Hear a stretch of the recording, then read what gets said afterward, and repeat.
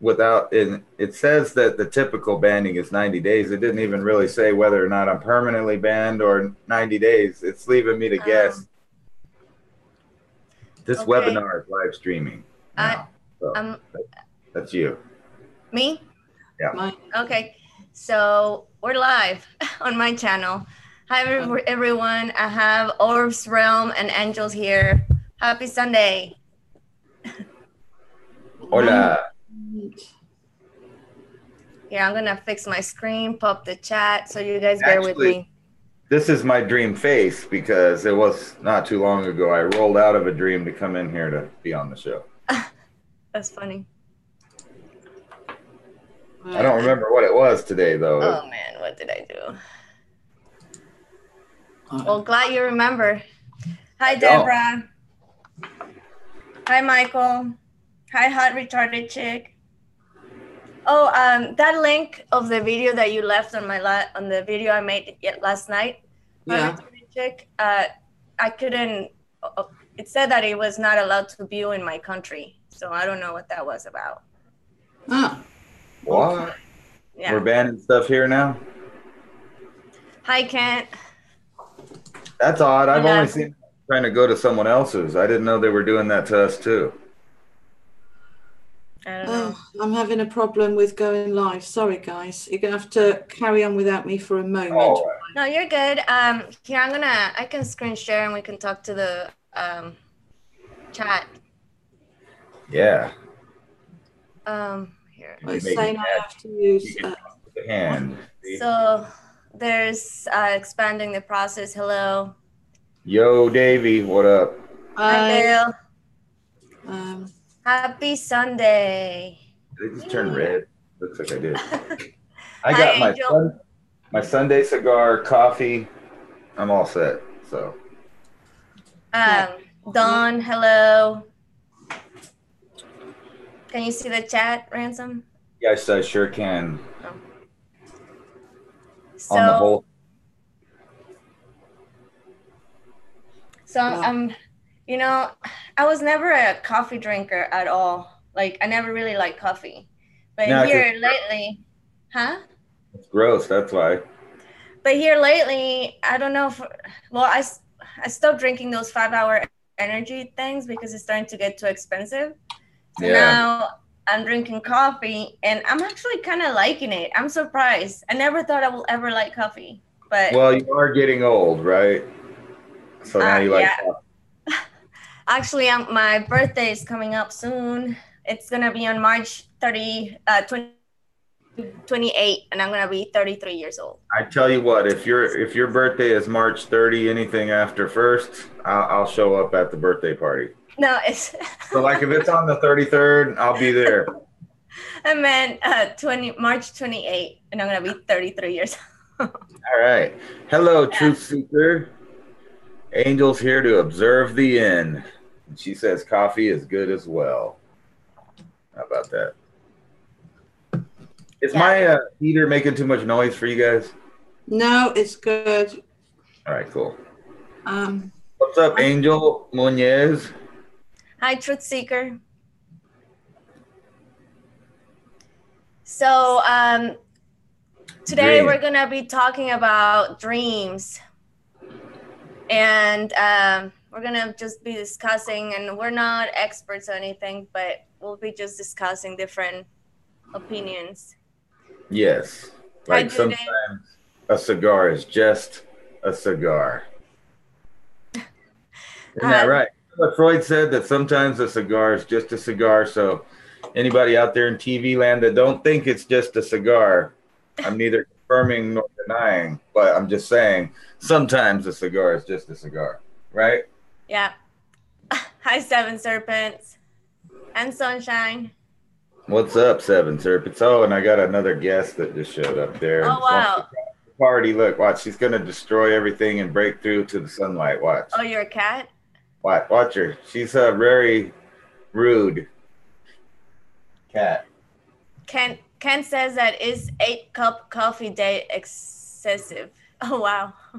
Yeah, already? It sounds a little obsessive, but who am I to talk? I got this Mexican that's stuff with all kinds of B vitamins and all that stuff thrown in there too. So it's like a double shot plus all kinds of energy stuff in it.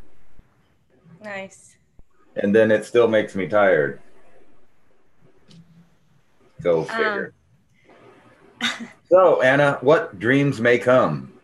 I thought we could allow a couple people to, share their dreams with us if you guys feel like it, and then maybe we could talk about some dreams that aren't out of our own head, and then see what we think about it. Not saying like she said we're not experts, so don't. Yeah, everybody can participate. Don't base your life on it, but good discussion. Good job, Kat.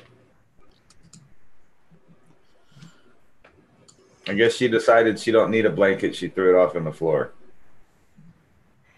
I wonder here, there. I think now they can see you in bigger, right? Yeah. Oh, and Lily's gone now. Yeah, she's gone. I did it so they could see Lily. She'll be back. She's ornery. For God's sake, I don't know why this isn't going. I'm sorry, Julie. I can't help you with the OBS. I don't know nothing about it either, but I do have a wonderful cigar. If that helps. Here, you can keep talking. I'll be right back. All right, fine.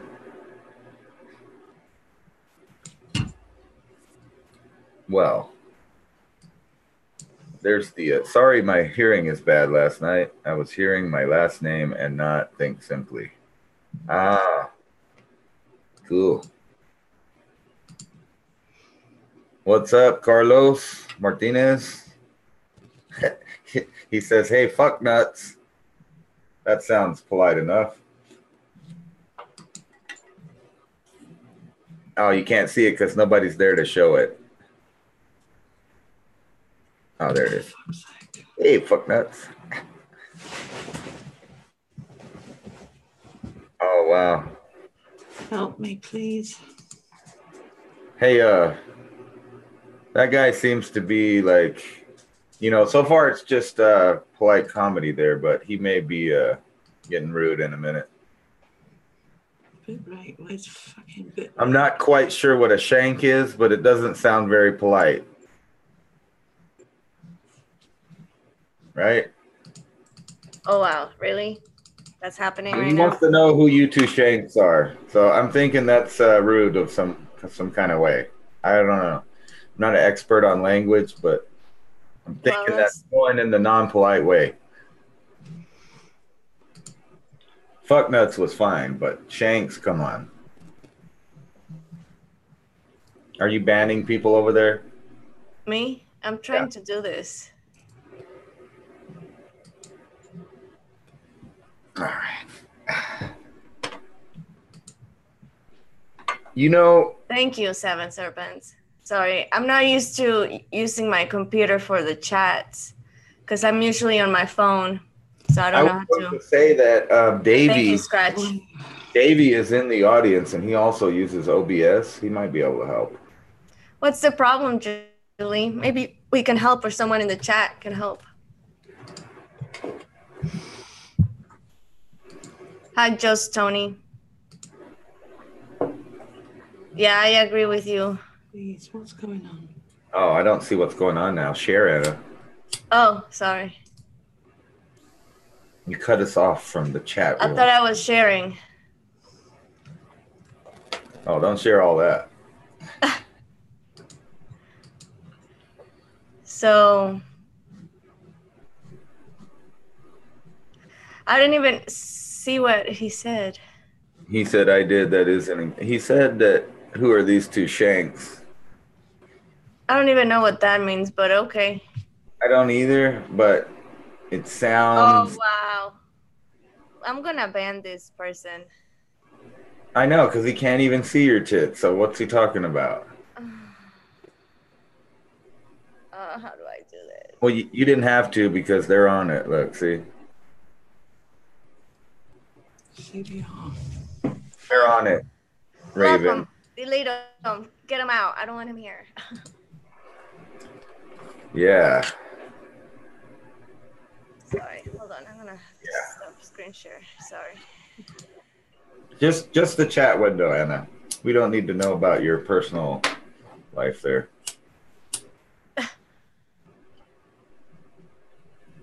So how's everybody doing? How can I ban them? There's no option for me to ban them. Don't worry about it. I think Scratch took care of it. Oh, okay. Well, thank you, Scratch. And whoever. And Seven Serpents. And Deborah. Yeah, I appreciate it. Yeah, people got your back in there, so don't worry about that. Thank you. Jesus. Come on, people. See, and I was like, hey, what's up? You know, fuck nuts ain't that bad. I just, that's something I would say. But then he kind of went down to deep end with that stuff. Wow. That's scratched him. He's gone. Thank you, Scratch. Appreciate. Oh, wow. It's still there. He came back. Carlos Martinez forever. Now that is pretty funny, and I gotta admit that a troll that comes back with another name that says forever on it is pretty funny. I gotta give you props for that, but be nice this time.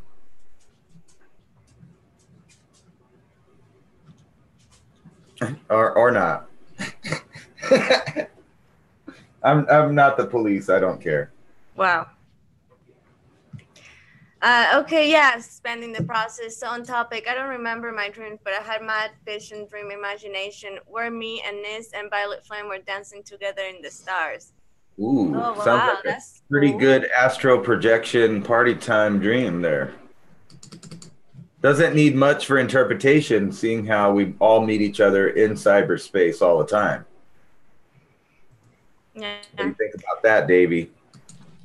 That's just a run-of-the-mill. Was a bit mad. Was mad. Okay, so in the UK, when you or whatever. Great. Oh, it was okay.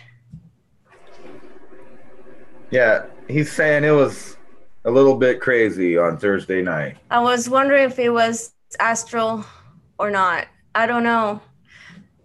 What's Vastral? Is that different from? That's funny. Is that like? I think he meant that was an oopsie. Oh, I see. I thought that was like. Oh my gosh, this dude really. I don't know, Carlos, but you're probably right. But do you really have to say that stuff? Where's my webcam? Jesus, hold on. Come on, that's comedy content there. You should leave it. Just let us share it. That's okay that the public sees it. Like I said, I just why people say stuff like that, it doesn't reflect on you. It only reflects on them. So don't worry about it. Besides, he's probably right, but that's none of no one's business at this time. What else did he say? I'm curious. Hold on. Let's see though. Julie, are you okay? You're having technological problems. This is actually one of those bad dreams where you're walking around in your underwear right now. She's ignoring us. She's concentrating. I know. Hello. I'll shut up. I've lost you. You lost us? Yeah. Oh, well, you're still there, but I'm still not. I'm still not live. Well, no. We can just copy this show and you can upload it later if you want. Yeah, I think we're going to have to. Yeah. Oh my God. 'Tis funny, Ransom. Let the mods themselves. Yes. Yes. I'm going to have to do what I did before and actually just go into stream now. Thank you, mods. Can we see the messages though? View the message. Come on. Let's see it. No, why? Yeah, let's see them. Was it good ones?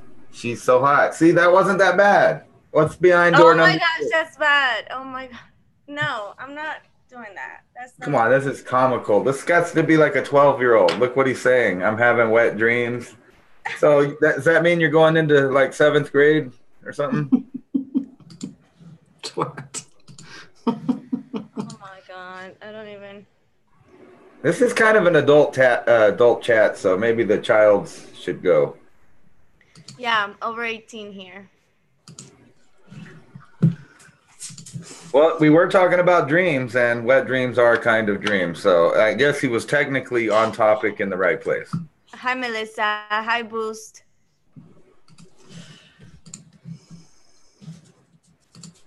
Okay, let me see. Julie, I never had one of those, so that's weird. That sounds like a psychological issue right there, having those kind of dreams.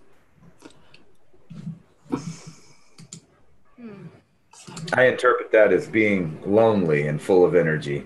So there's my dream interpretation for you, Carlos Martinez, forever.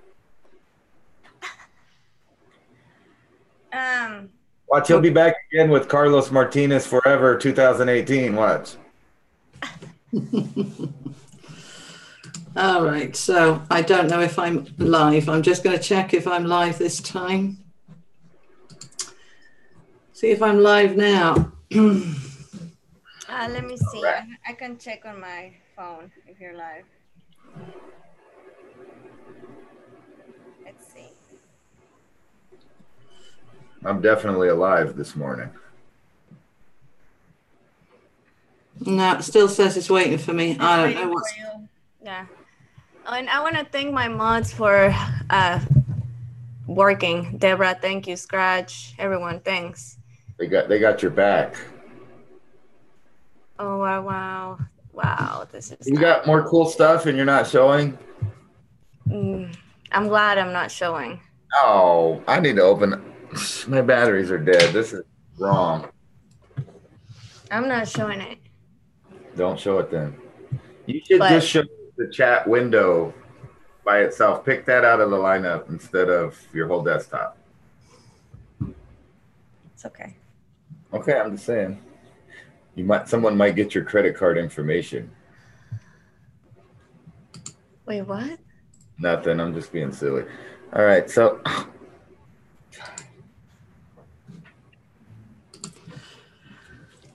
Okay.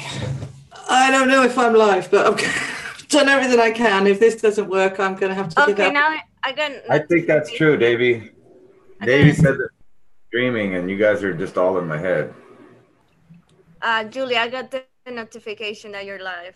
Right. So, okay. You're live. Okay. You're live on your channel. Right. So I'll bring you into mine now in a second. Let me just get this sorted. So I've got to wait for my guys to find me as well. Carlos Martinez, legend. He did have 3 of them. He's a professional troll. He had 3 accounts. He came right back with 2 more. Oh, okay.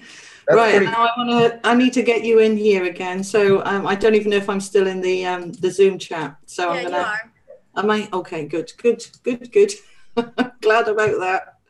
That's our line of communication here. Zoomers item. No, it's showing nothing.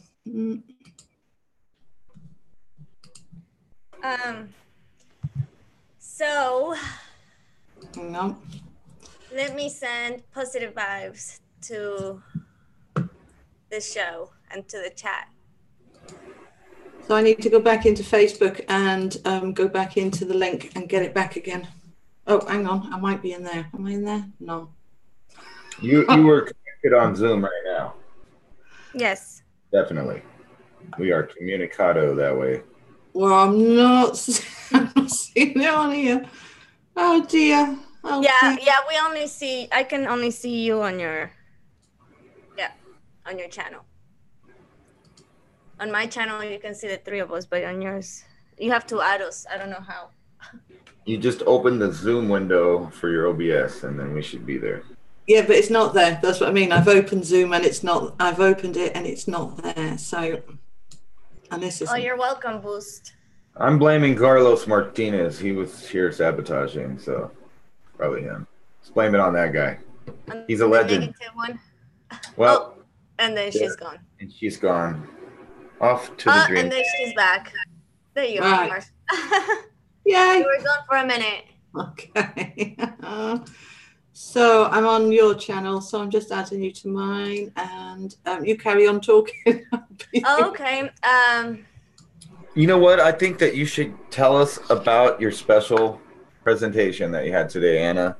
So that Hi, Milky. we can get things rolling.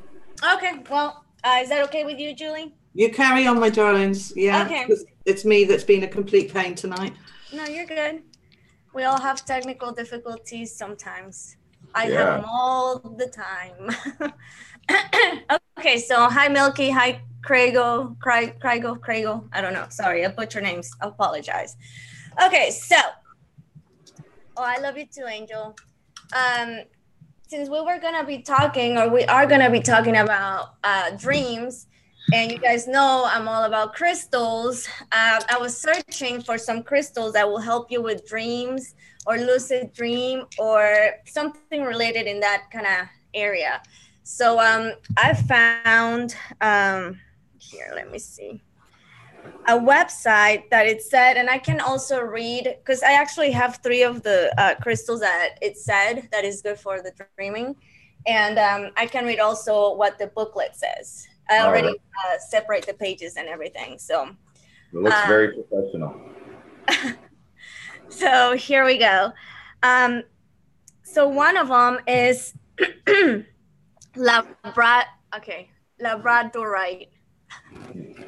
Labradorite, yeah. Yeah, that. Labradorite.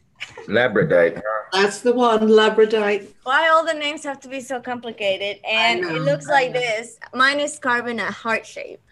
Oh, I was about to ask that too. Lovely. Is there like blue, translucent color in there, huh? Yeah, and I don't know if you guys can tell, but it has like it looks like some tree branches. You see? Yes, I do see that, yeah. And I love trees, and I don't know, I just picture me like in the forest, whatever. So that literally has like a forest scene on it, kind of, there on the front of the heart. Yes. So it says on the website here that a favorite stone to use in daydream efforts. So, and it's, well, that's what the website said, but now in my book, it said, hold on 1 sec. What's it say? What's it say? Well, you're looking what it says. Can I just say hi to my guys? And I'm really sorry that they're all coming on now. I'm really sorry. I don't know. My stream wouldn't connect. They were ready. I was ready, but it wouldn't connect. So hello to Jessica Edwards, Raven Wolf. I'm on top. April, Hellhawk 7, Truth Seeker Cruz. Hi, babe. Joe Holland, who else have we got? Mr. Brown 3, hello, sweetheart. Who else have we got? Marius, hi, darling. Deborah Tucker, hello, sweetheart. Susan, hi. Oh, she's had a vivid dream about spiders and snakes. Wasn't scared, but they were everywhere. But both were coloured dark red and royal blue strips. No idea how to interpret this dream. That's what we want. I want you to give us your dreams, and we're going to try and interpret them, okay? But I'm going to let Anna carry on for a minute while I just de-stress from not being able to connect because it was going so I'm going to be back in 2 minutes and let Anna carry on with telling you all about labradorite. Okay, guys? Alrighty. So so you can find labradorite in Italy, Greenland, Finland, Russia, Canada, and Scandinavia, and it's good for the 3rd chakra, the crown chakra, and higher crown. And soma, I don't know what that is, soma. The number that resonates with it is the number 6 and 7, and the zodiac signs are Leo, Scorpius, and Sagittarius. And here in the, it says a paragraph, whatever. It says a stone of transformation. Labradorite prepares body and soul for ascension process. This highly mystical and protective stone raises consciousness and deflects unwanted energies from the aura, preventing energy leakage.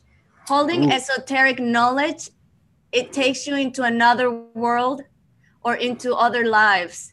This crystal helps banish fear and insecurities and the psychic debris from previous disappointments, strengthening trust in the universe. Labradorite removes other people's projections, including thought forms hooked into the aura. With labradorite, analysis and rationality are balanced with the inner sight. Labradorite is useful companion through change, impairing strength and perseverance. Well, we all need a little strength and perseverance. So hold on, I did something to my screen. Okay, so yeah, so that's what that Labradorite stone does. What do you guys think? What do you think about that stone? You can try to, it helps you focus on daydreaming and lucid dreaming. Is that what you said? Yeah. Yeah. Hold on, I got distracted. Hold on 1 second. Okay, so let me see. Soma, is that frictional hallucinogenic drug to keep society peaceful and happy? LOL. That's funny. Scratch. You know, I was thinking about the dream that she just read a minute ago with all the spiders and snakes. Mm-hmm. And like, if I myself had that dream, I would wake up thinking that there's something in my life that's overwhelming to me. Not that, you know, maybe spiders and snakes are creepy to that person particularly, like some people are afraid of that. But beyond that, just a bunch of, it sounded like she was like talking about hordes of them coming at her, and they're all red and blue. It just sounds like, you know, it's not a positive or a negative thing. It's just like something in their life is very overwhelming to them. And they're feeling it's represented with all this stuff hoarding at her or him. Wow. Yeah, that makes sense. Her, I think. I feel like it's a her, whatever. Sorry if you're a dude. And I wanted to show you guys a picture in here about the Labradorite. Oh my gosh, how many times I'm gonna say that name? Oh wow. So that's the one you had that's a heart? Yeah. And it has there's that blue I was talking about. So it has that shiny blue reflective stuff in it too. That's cool. Yeah. And then another crystal that is good. And I was telling yes, please. No, I'm just joking. It's coffee. I was telling Julie the other day about angelite. It's a crystal that helps channeling with dreams and bringing them into reality. And this is what it looks like. And it helps you communicate with angels in the angel realm. I think you might like this one, Julie. That's lovely. Looks lovely. I mean, tiny, but it's really nice. Baby blue. Okay. We're all working now. It's taken us half an hour to get there. I'm really sorry, guys. It's my lot saying, what's going on? Your lot are all right. Saturday. Nobody's in a hurry. So, you know. Saturday? It's Sunday, isn't it? Have I lost a day? Sunday is Sunday. Well, no, it's me that lost a day. Must have been dreaming. All right, so 7:30 for my lot, and I said 7 o'clock. We had technical difficulties, but we're there in the end, so we're going to get there. So Anna's talking about all the crystals, and then I'm going to talk about your subconscious and dreams. Cool. There we go. So carry on, Anna. So the angelite crystal is, you can find it in Peru. It's good for the throat and third eye. A number that resonates is 1, and the zodiac sign is Aquarius. And it's beneficial for compassion, rebirth, mirroring and energetic pathways, throat, inflammation, thyroid and parathyroid, tissue and blood vessels, fluid balance, weight control, lungs, arms, and sunburn. It says that it's formed from celestite that has compressed over a million of years of one stone of awareness for the new age. Angelite represents peace and brotherhood, facilitating conscious contact with angelic realm. It enhances telepathic communications and enables out-of-body journeys to take place while still contact with everyday reality. Angelite has been used to enhance astrological understanding and to bring deeper understanding of mathematics. This is powerful stone for healers, and it deepens attunement, heightens perception, and provides protection for the environment or the body. It encourages you to speak the truth and to be more accepting, alleviating psychological pain and counteracting cruelty. Angelite transmutes disorder into wholeness. I'm liking that one. I like the name as well, you know. Yeah, I knew you would like that one. Me and Angels and a crystal called Angelite sounds amazing. Sounds awesome. I haven't got any of that, and I've not heard of it before. So that's good to know. Good to know. So can everybody hear now? Hellhawk 7, have you sorted yourself out? Okay. I don't know, there's still some, and Eden saying we need a sound engineer. That's a friend of mine who's a sound engineer. So, yeah. We're there. All right. So any more crystals that you think are really spot on? Yeah, just one more. And this one wasn't on the website, but I've been using it for under my pillow too. And I feel like it helped me have dreams. You have a lot of rocks under your pillow. Yes, I do. I put them in a little pouch. Okay, so this one is called Fuscite, or I don't know if I'm saying it right. Stick it up. Let's have a look. Come back. It looks like it's. So the camera comes to you. I can't see it when it's tiny, right? Shit. Fuck shit. I think it's Fuscite. I think that's right. I don't know. Yes. It's this one, and it has a glittery kind of. Oh, I got some of that. Oh, you got some of that? I got some of that, yeah. And it's like sparkly, silvery sparkly. Yeah. Oh, wow. Yeah, Julie, you always have some big, huge crystals, and I have like this tiny little. You heard it here first. I've been around crystals for 20 years, so my kids love it because every time it's my birthday or Christmas, what do we get, Mum? I know, we'll get her another crystal, or we'll get her a candle, or we'll get her an angel. I'm so easy to buy for. Yeah, I just started my collection, but I do want to grow my collection. But anyways, I'm just gonna go ahead and just say what is this for? It says you can find it in Switzerland, Russia, Austria, Czech Republic, Brazil, New Mexico, Canada, India, Italy, Scotland, Germany, Austria, Finland, Madagascar, Afghanistan, Dominican Republic. And in the chakra part, it says past life. And the number that resonates with it is a number 9. The zodiac sign is Aquarius. The ruling planet is Mercury. And it says, carrying the generic properties of Muscovite, Fuscite amplifies the energy of crystals and facilitates into transfer to speed up the healing process, channeling practical information regarding herbal treatment and holistic remedies, demonstrating how to be of service without becoming embroiled in power struggles or false humility. It helps you deal with issues of servitude from past or present lives, reversing a tendency, a martyr, survivor, rescuer roles. Combining unconditional and tough love, Fuscite shows how to stand by placidly while someone else learns his or her own lesson. It is helpful for the identified patient within a family or a group situations on whom disease and tension are projected. Fuscite gives the identified patient the strength to find wellness and helps restore emotional equilibrium after confrontation. Oh my gosh.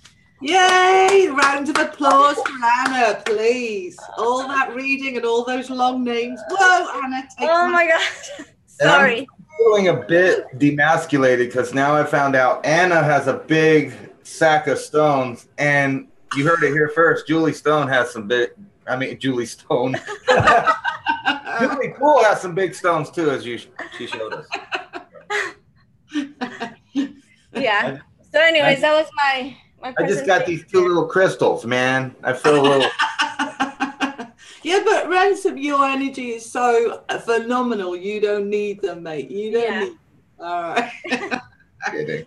You know, maybe after 20 years of me being around this stuff, that's why my energy is so high, because I surrounded myself with crystals for all these years, getting slowly bigger and bigger and bigger. So that's not like dream catchers, that last one about catching negative vibes and all that stuff. That's basically what these dream catchers are.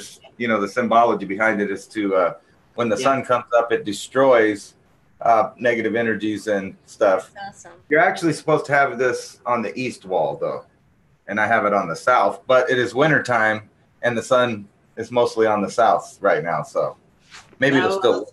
We're good. So hello to Karina, Hellhawk7, thank you for finally getting to us. Sorry it took you so long. Heathen Breathing Fire, hello my darling, how are you over there in California?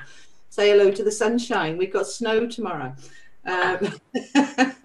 So we're going to talk about dreams from lots of different perspectives tonight. I'm sorry that we're running late, guys. That's my fault. I'm really sorry.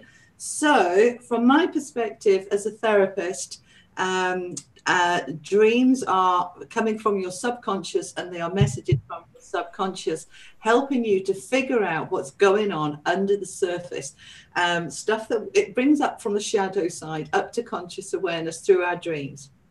Now, as an energy reader as well, I use a lot of this when I'm doing therapy with people.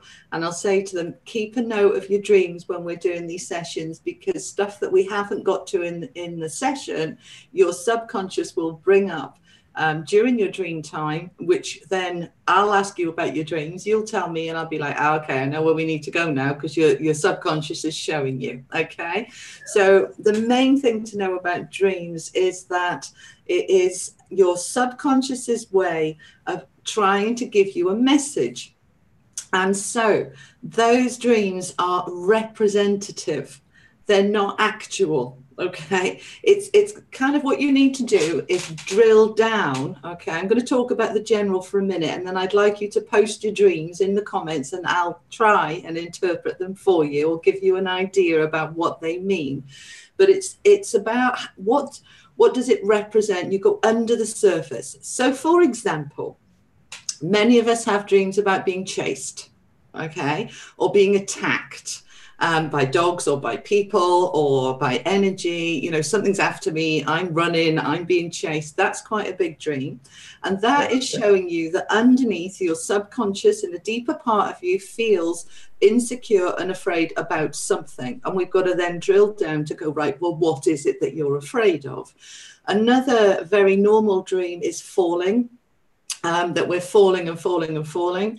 And another normal dream, which is one of the most popular dreams, is toilet dreams, or as you lot in America call it, bathroom dreams. Okay, when I'm going to the bathroom, in the UK we call it the toilet. You know, spades are bloody spades over here. Well, you guys are right. There's no bathing involved with going to the bathroom. No, it's not. It's the potty.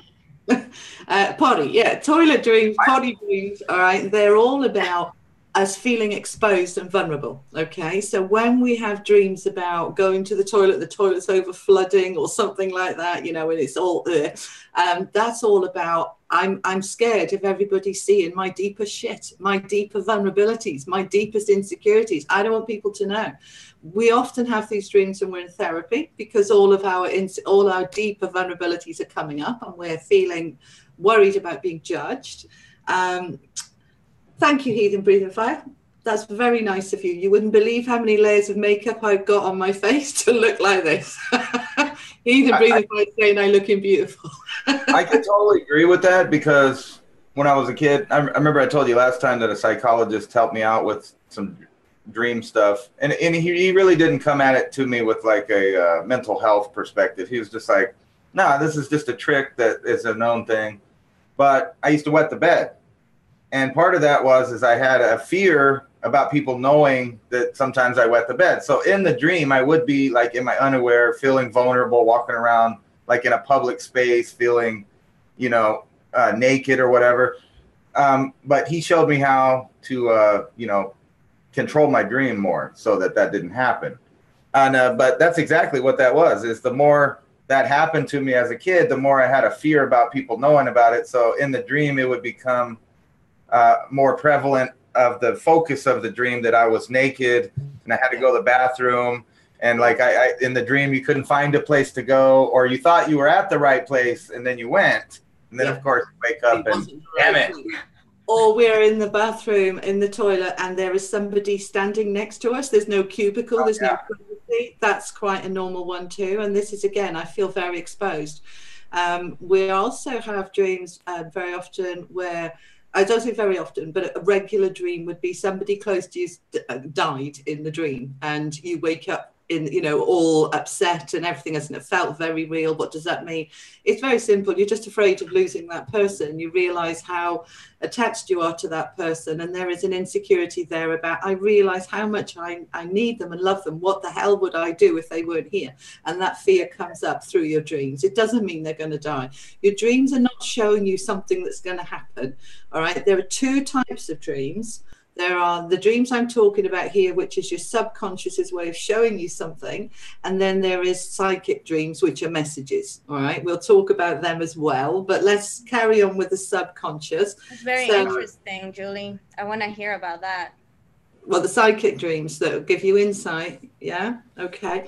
So one question's come up. Well, Eden is asking, why do our feet feel heavy as lead when you're running in your dreams? That's a really typical one. Yeah, you're running, but you can't get fast enough, or it's not, you know, you're not getting away. Your feet being heavy is basically saying that I feel under attack. I feel vulnerable. I feel that people are having a go. It'll usually be because you've had conflict with neighbors or family or somebody, and that plays out in your dream where you're trying to run away. Your feet are not letting you. And basically it's saying, your subconscious is saying, that what you feel inside is, I want to get the hell away from this conflict and I can't, I feel trapped. And so your dreams are always about kind of drill under the surface and say, well, what does that mean? So give me another one. Give me another dream that, you know, what does this mean? What does that mean? And I won't necessarily be able to answer it, but I would have took that dream different if I would have had it, though. I would have felt like there's something that's holding me down from something I want to attain. And the more that I try to get it, the more I'm held down by myself.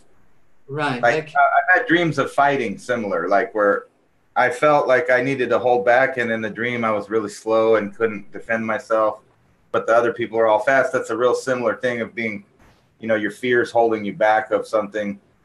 But see, that's a different dream. If you're in your scenario there where your feet are like lead, you're not trying to escape, you're trying to catch up, or people are going faster than you and you can't get there. That in that interpretation, yes, your feet are your fear is that you're being held back. Your fears are holding you back. Your insecurities are holding you back.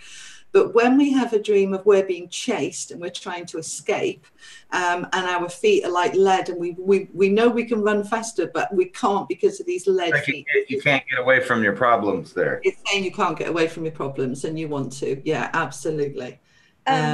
Someone on my Great White Hunter said, oh man, I lost it.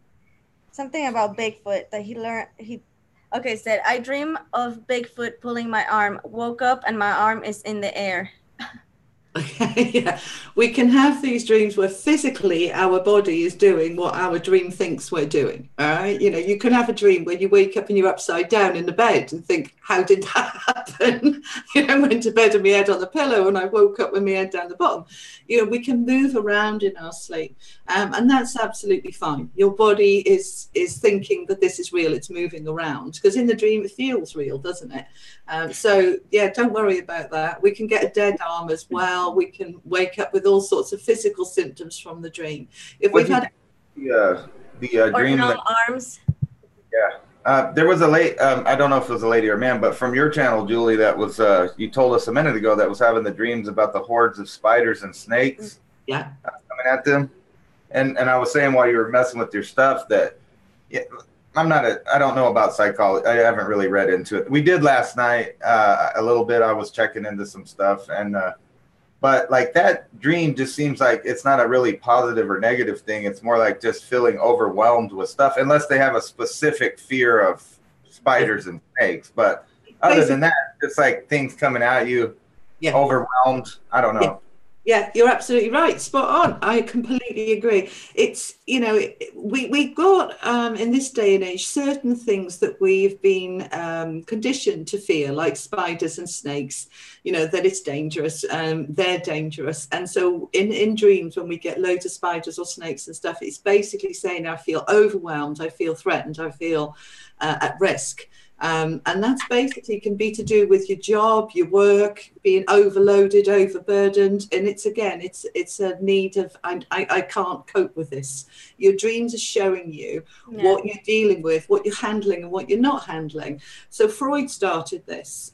His book, The Interpretation of Dreams, came out, I think it was 1892, 93, something like that. And it was the first ever book on interpreting dreams. And he was using it in he's a psychiatrist.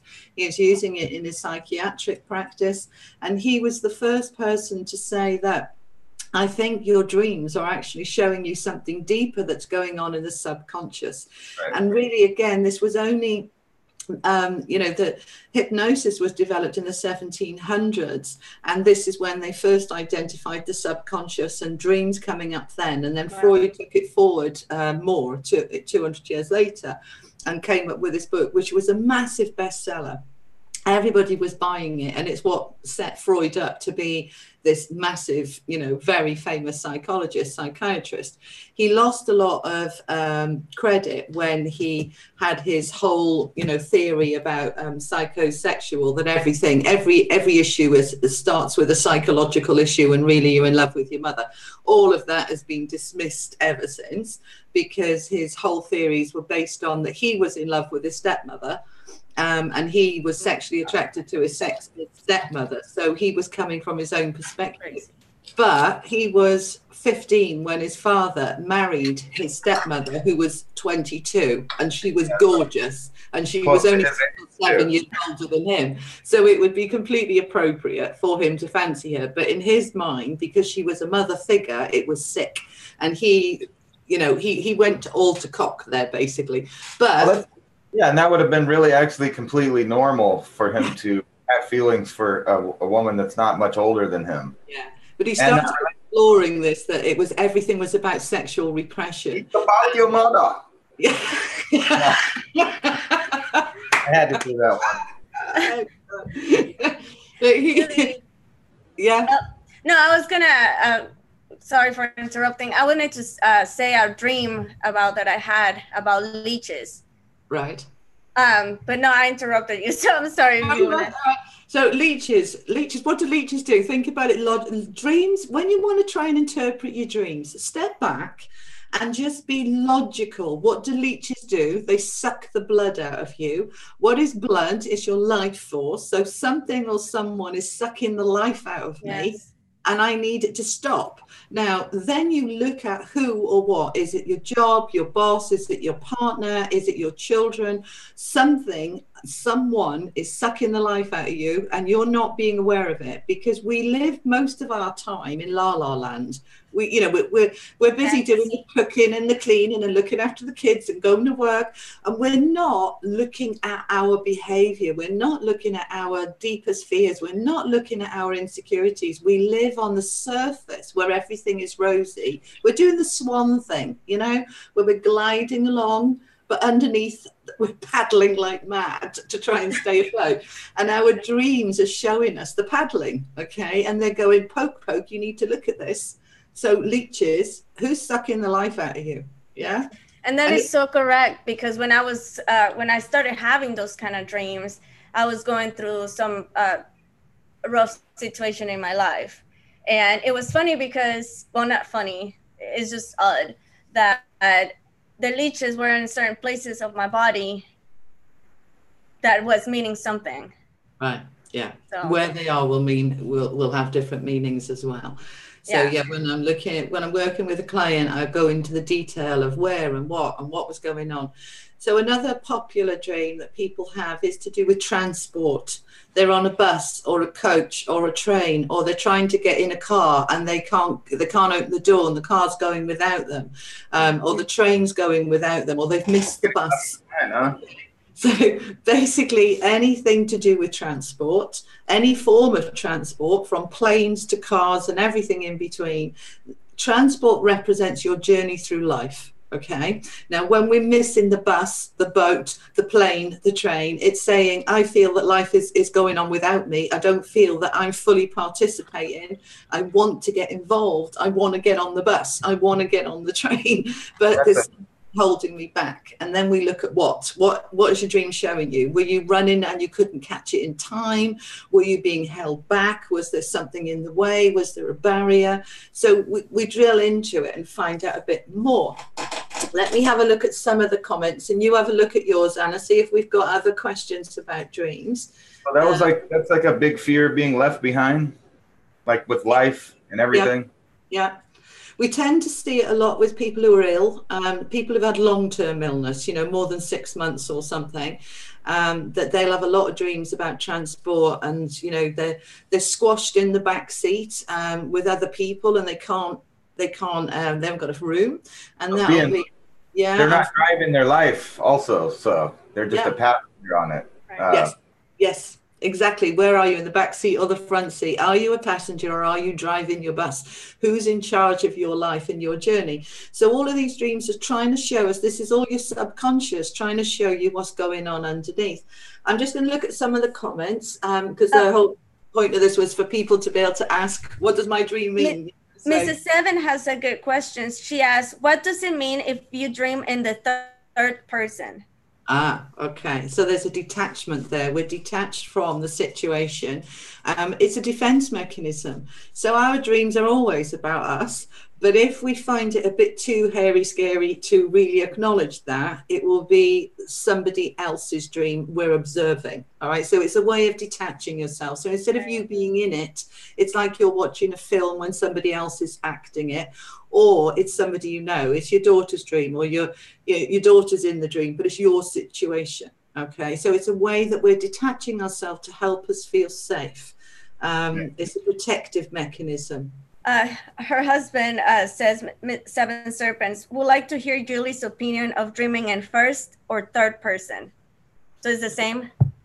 It's still you. It's still you. So when we're doing it in the third person, which means we're doing it from somebody else's perspective, we're trying to detach ourselves, separate ourselves from the issue to give us a little bit of breathing space, to help us feel a little bit stronger about it.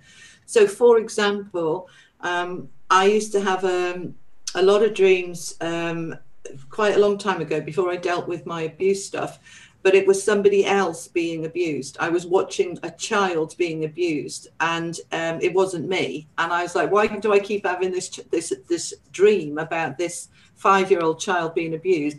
And I was older, trying to rescue the child and take her away from the abuse. And I had the same dream over and over, and until I sort of sat with it. And I said, maybe the child is me, and maybe the older version of me is my soul trying to rescue the child from the abuse. And maybe I need to go into this abuse properly and open it all up, open the can of worms up and deal with it, which is what I did. And then my life transformed from doing that. So that dream kept coming up because, well, actually, I'll just go a little bit further, because it's really important to show you this is the law of attraction in action. About 2 months before I started having these dreams, I was doing a workshop, and it was a workshop on ascension. And one of the things that we did in the workshop was we declared under universal law, and it was a very contractual piece of script that we had to read out loud to ourselves if we wanted to participate.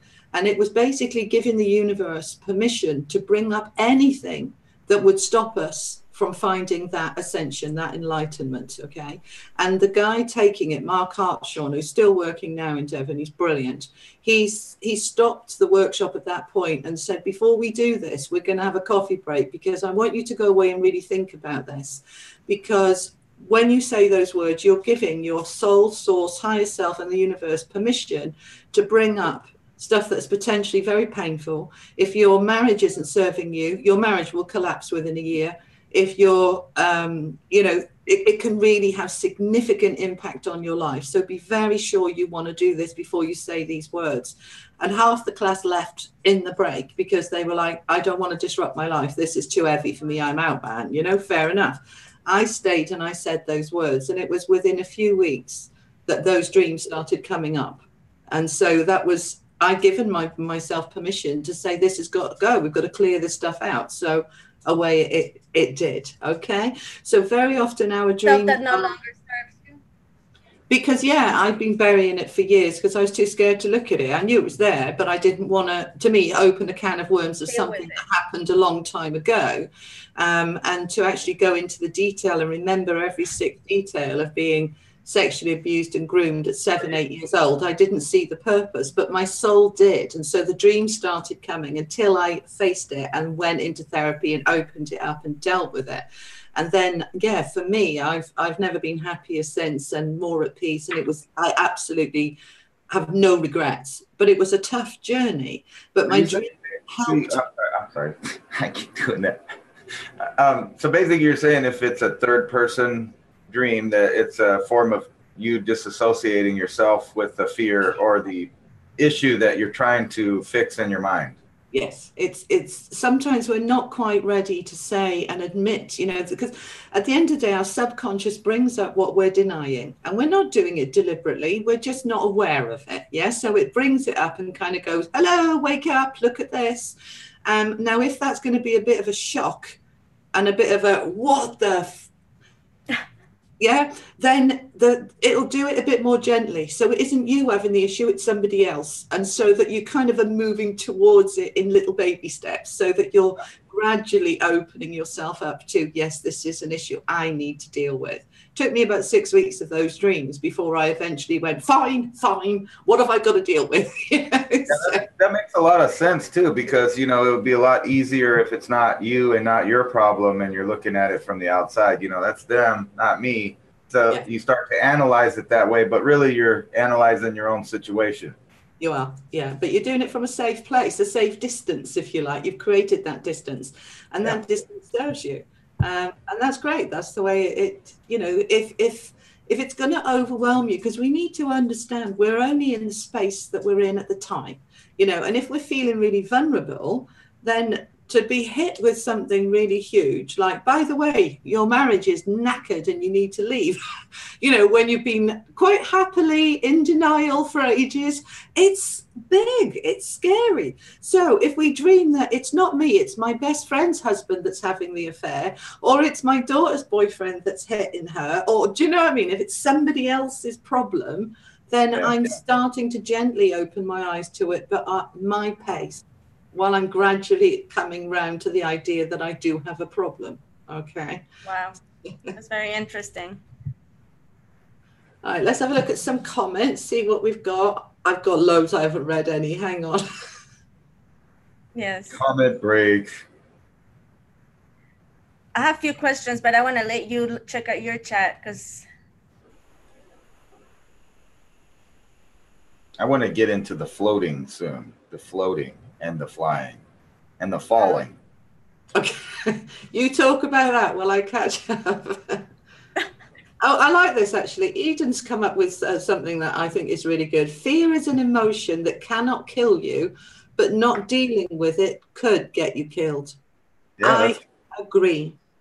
This is where suicide comes in and severe self-destructive behavior, because we're not dealing with those emotions underneath. I completely agree. Jolie, hello Jolie. I don't think I've seen you before. Welcome to my channel.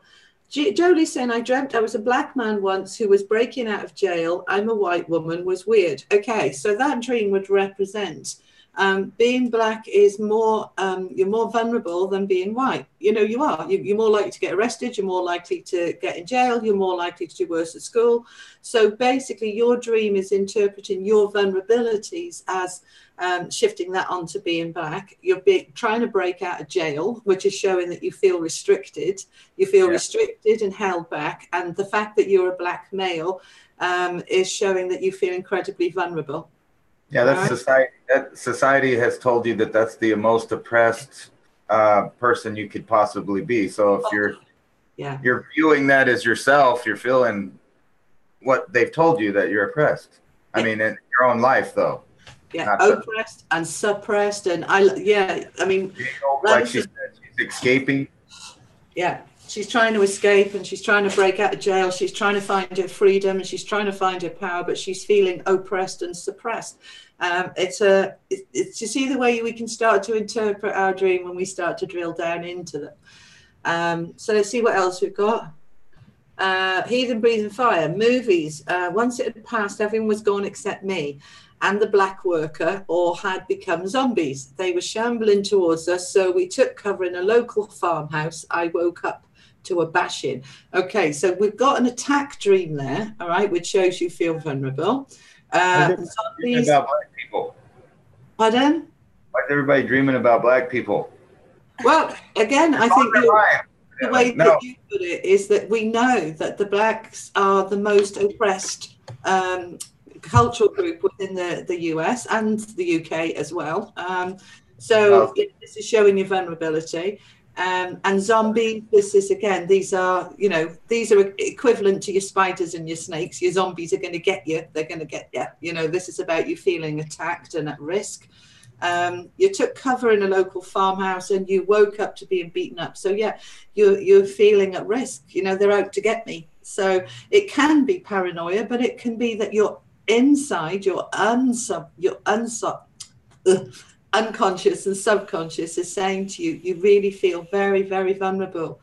What can you do to shore yourself up, to strengthen up your own sense of who you are, that I am strong, I am safe, I am protected, because clearly inside you don't feel those things. And so and there's another little key thing, that this is just my opinion, but the fact that that person is seeing zombies around them is something that's telling their self that they have the ability and the smarts to get out of that situation, because everyone around them is zombies except for them. Oh yeah, true. Yeah. Somebody asked, well, not somebody, Milky Way Weekly asked, could dreams be connected to past lives? Yes. Yeah. I think so. And how can you tell the difference between a past life and a situation? Because when you were reading that, the comment on your chat, to me, kind of thought maybe that person was in a past life as a different person. It's possible, because when the subconscious can access everything within this lifetime, and it can link in with the higher self and access everything from previous lifetimes. And so if we're not, the first port of call is always this lifetime. Always. You start with the now and you work backwards. So you take a dream and you look at, what is it trying to show me right now, and does it make sense? So if I'm having dreams like your leech's dream, right, and at the time you were feeling that somebody or something was sucking the life out of you, it made sense. You stop there. You go, right, there's the issue, I need to fix it. Okay, but if you look at it and you cannot find that this makes any sense, all right, then we go back a bit further. So we'll go, right, okay, and if it's a recurring dream and it happens over and over and over, then it can be an issue from a past life that is unresolved, in which case we need to do some past life regression work, which I also do. And I know it doesn't say anything about that on my website, but I've also got a diploma in past life regression. And sometimes there's unresolved stuff there we need to fix. But the other thing that can happen is that your subconscious will, because it's happened in a past life, it's got emotional attachment to it. And it's the emotional bit that wakes us up out of our sleep state when we're in denial, we're not noticing. Yeah. So if it's showing you something and it's not having any emotional reaction, you have the dream, but you wake up, you can't even remember it. You carry on in your little blind world, carrying on. Eventually your subconscious will go, okay, let's bring the similar thing from a past life with a bit of an emotional kick to it, because that'll wake her up, and she'll remember that one and she'll act on it. So again, our subconscious can be used in past life to serve you now, to help you now. Yeah. I'm very interested in past life stuff, so I might need to book something with you, Julie. But just remember, though, that this is your past life from a future life. It absolutely is. It absolutely is. And also, and this is kind of, a lot of people don't know you can do this, you can do future life progression. Okay, so instead of doing past life regression, we can do a future life progression, and you can look at where you're going to go to in the future life, because there's only one now on a circular loop, and you can kind of go into what is in front and what is behind, but it's all really in the now. So it's almost like parallel dimensions of time. So that's 200 years, but actually it's a parallel dimension. It's happening right now in a different dimension in a different time. And so we can into those too, and that's exciting. I've done some future life stuff, and it's like, whoa, it's amazing. Wow. Let's have a look at some more comments. You look at yours as well, Anna.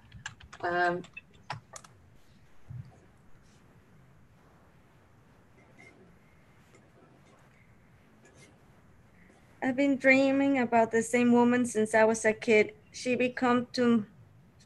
comes to me being different ages, different eras of time. Last one, I was in a ballroom, and everyone I'm serving her accepted this last one. Okay, I have to reread that. I've been dreaming about the same woman since I was a kid. She comes to me being different ages and different eras of time. Last one was in a ballroom, and everyone I'm saving her except this last one. Okay, so in all the dreams, he's saving her from a situation. This one, he couldn't save her. It's very possible this is a past life issue because he's been having it since childhood. But it's also possible that this is very related to this life. And it's that, you know, he feels responsible, right? When we have dreams about somebody else in trouble and we've got to save them, it's showing us that we feel responsible for another person and that we are feeling overwhelmed with that responsibility and frightened by what happens if I can't save them, what happens if I can't hold them in the space they need. And we feel scared about that. It can often happen with children who have parents who are children. Let me explain that. Okay. Parents are supposed to be the grown-ups. They're supposed to take care of you and protect you. But many children are born into families where the parent is the one that needs taking care of, and the kid ends up taking care of the parent, either because they're emotionally dysfunctional or because they're physically ill and disabled and the child is the caretaker, or because they're narcissists and the world revolves around them. All sorts of reasons why the child can end up being the caretaker. And a child, see, there's soul source energy within them, and their subconscious will be saying, this is too much. I'm 7. What am I doing? I can remember when I was 7, I used to go to the cabinet and get my mother's pills, red ones, yellow ones, blue ones, half of one of this, half of one of that, and one of that, put it on a tray and take it to her. And I was like a medication nurse. I was 7. It's too much responsibility, too much responsibility. So the child will start having dreams where they're supposed to be rescuing somebody and they're failing, or they just managed to rescue them in time and then they wake up. And it's all to show that we feel overwhelmed with this burden of responsibility for others that is an unreasonable burden. So I would ask that person who asked that question to look at their life from the time of childhood and say, was there somebody around them that they constantly felt they had to take care of? Because many of my clients say the same thing. They had to take care of their parent, one of the parents, sometimes both parents. So, you know, that's the sort of thing that would apply to. Does that make sense? Yeah. And you're allowed to disagree, by the way. Any of you guys watching, or now you can say, no, I don't agree with that at all. I think it's that, you know, because I'm not. Surprisingly enough. Okay. Okay, so Peg B is saying, I've had a recurring dream of being on a plane that crashed. I've always had an extreme fear of heights. So there we go. Okay, so you take a fear that you've got, heights, and that will go into your dream as a representative of any time you feel vulnerable or afraid. So if you were scared of spiders, it wouldn't be planes in your dream, it would be spiders. Your subconscious is using the planes because that's the particular thing you're frightened of. You're frightened of heights. The plane crashing is, you know, planes are transport. So your life coming to a sudden abrupt end, things just falling apart. It's not going to go the way you want it to go. So your fear of loss, your fear, especially those dreams can happen, surprisingly enough, when we're at our happiest. All right. Oh, really? Yeah. Well, it's the fear of losing that happiness. Yes. You feel like you're going to fall to the ground and crash. Yeah. when we're in stressful, challenging, difficult situations, this is the time we rise to the challenge and we just focus on getting through it and just coping and doing what we've got to do to survive. And then eventually that turns around, and for many people, that we end up with a beautiful life, a lovely relationship, a great job, things that really come together at last. And that's when the dreams will come, because your inner self is saying, I finally got my utopia. I've got everything I want, and I'm absolutely bricking it that I'm going to lose it all. So this is showing you your fear of loss, fear of lack, fear of losing what you've gained, and so you need to do some work then to shore that up, to say, no, I'm not going to lose it. I deserve this. It's my turn. It's my time. It's all going to be fine. And as you reassure yourself, the dreams will subside. Free Wolf, he's the one who asked about the dream. He said, yes, I agree, 110%. That was spot on. Totally amazing. Good. I'm glad to be of help. All right. I wanted to ask you about this, because you were talking about that at the beginning does that cover just about all falling symbology, about falling? Because you mentioned that as one of the most common dreams people have, and it's ironic that I used to have a reoccurring dream about falling, but one of the times I made it all the way to the end of the dream, towards the ground, because I'd always wake up, but I made it all the way, but instead of hitting the ground, I hovered. Right. So, and since then, I would have the opposite dream. Like for a little while I had the opposite dream where instead of falling now, I could fly, but I couldn't control it. So I always had to grab like the side of a house or a tree so that I wouldn't just keep going. And then eventually it got to where I can control it. And now I have dreams like these days where I pretty much just sit Indian style and float around and go where I want to go. Wow. You got there before I had the chance to say. You found your own answer. Dreams of falling are always about, I feel out of control. Okay. So I'm falling, I can't stop it. I have no control. And it's basically saying I feel I've got no control in my life at the moment. It doesn't have to be all areas of your life. It could be your job or your relationship or your finances. You feel out of control. And so you'll have dreams of falling. When you get to the point where you've learned to control it, then the falling was happening, but you were controlling the fall. And it's like, right, okay, I'm back in control. Your dreams are showing you. It was kind of a lot like that, because when I started floating, it was like I got to the point where I was testing out how far I could fly, kind of. But before I got too high, I would always freak out and try to grab something, like I didn't want to go too far. Or it was like the reverse of falling. I felt like testing out the control, and then I would lose it again, and I was still afraid of not having control, I guess. But the opposite way, floating away instead of falling. But it's perfect, because isn't that life? We learn a little bit, and then we learn a bit more, and then we get it a bit wrong, and then we'll have another practice. This is life, and this is our dreams showing us life. That we're learning as we're going. We're not in control. Look at a toddler. They're not in control of their walking. They're falling all over the place. They're walking like a drunk man. And then they get control of their legs and their body, and then they move on to the next bit, and they haven't got control, and they learn it and they get control. This is part of our evolution, our development, that we will go through every transition, every change. We feel out of control, and that freaks us out, and then we learn it, we get hold of it, and then we're back in control, and then it'll shift again. And so what happens is we end up with this situation where we only feel safe when we're in control. So when we're out of control, we don't feel safe, and our dreams will show that to us. But if we stand back from that, we realize that every part of our life, our development has been get control, lose control, get control, lose control. That we've been out of control as much as we've been in control. So why fear the out of control? Yeah. What was it when we were learning to drive? We weren't in control of that car. That's why the guy was sat next to us with controller pedals, because we couldn't do it.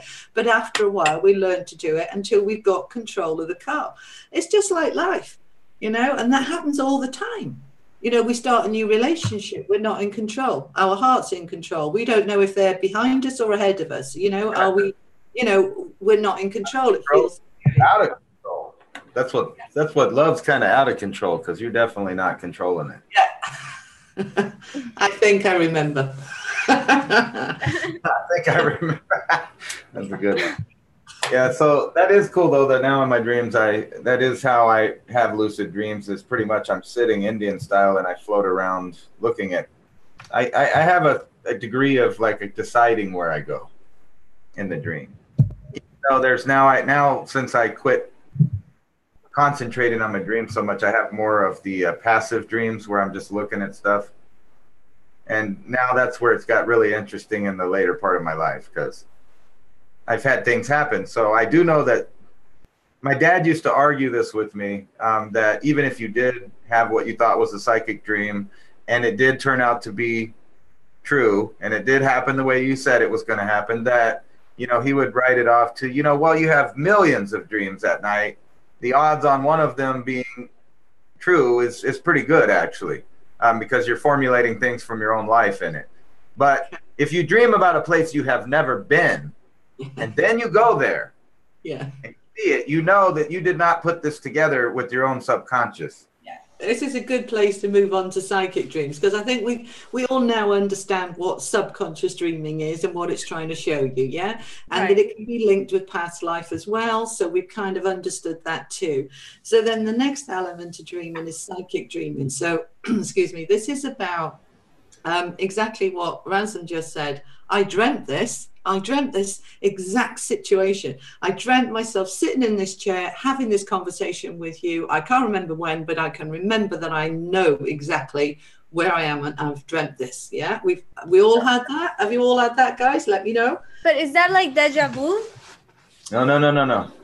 No. Deja vu is not in a dream state. Deja vu is I have been here before. I know this place. I didn't dream it. I know it. Okay? Oh, okay. I did have deja vu when the dream came true, but it was different because I had already talked about the dream when I was awake with other people. So I knew that it wasn't just me thinking, oh, well, I vaguely think that I remember this. I knew it, like details. I knew what I was going to find around the corner, everything. I've had that too.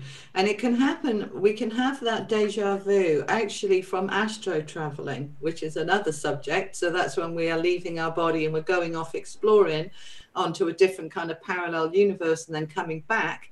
I've had deja vu. I remember I was about 14 or 15 and my dad took us to a town we'd never been to, and I directed him to the car park and out which exit to come out of the car park. I said, if we go that way, there's a bridge going over into the back of Woolies. Woolworths, as was, is not existing anymore. And he's like, well, when have you been here? And it was all there. He said, when have you been here? And I said, well, you must have brought me here. I'm 14. You know, it was 100 miles away. I wouldn't have been there for anything else. And he said, well, I've never been here. I didn't bring you. And we then spent the next hour trying to rack our brains of who took me there, because I knew this town. And we came to the conclusion that nobody had taken me there, that it was a case of deja vu. So that's a typical example of deja vu. I didn't dream it. I knew the town. I knew what was around the corner. I knew what was on the buildings. I looked at the timeline because this would have been around probably mid-70s, something like that. And these buildings were been there since the 60s, but I was born in 63. So it's highly unlikely it was a past life because I was already here.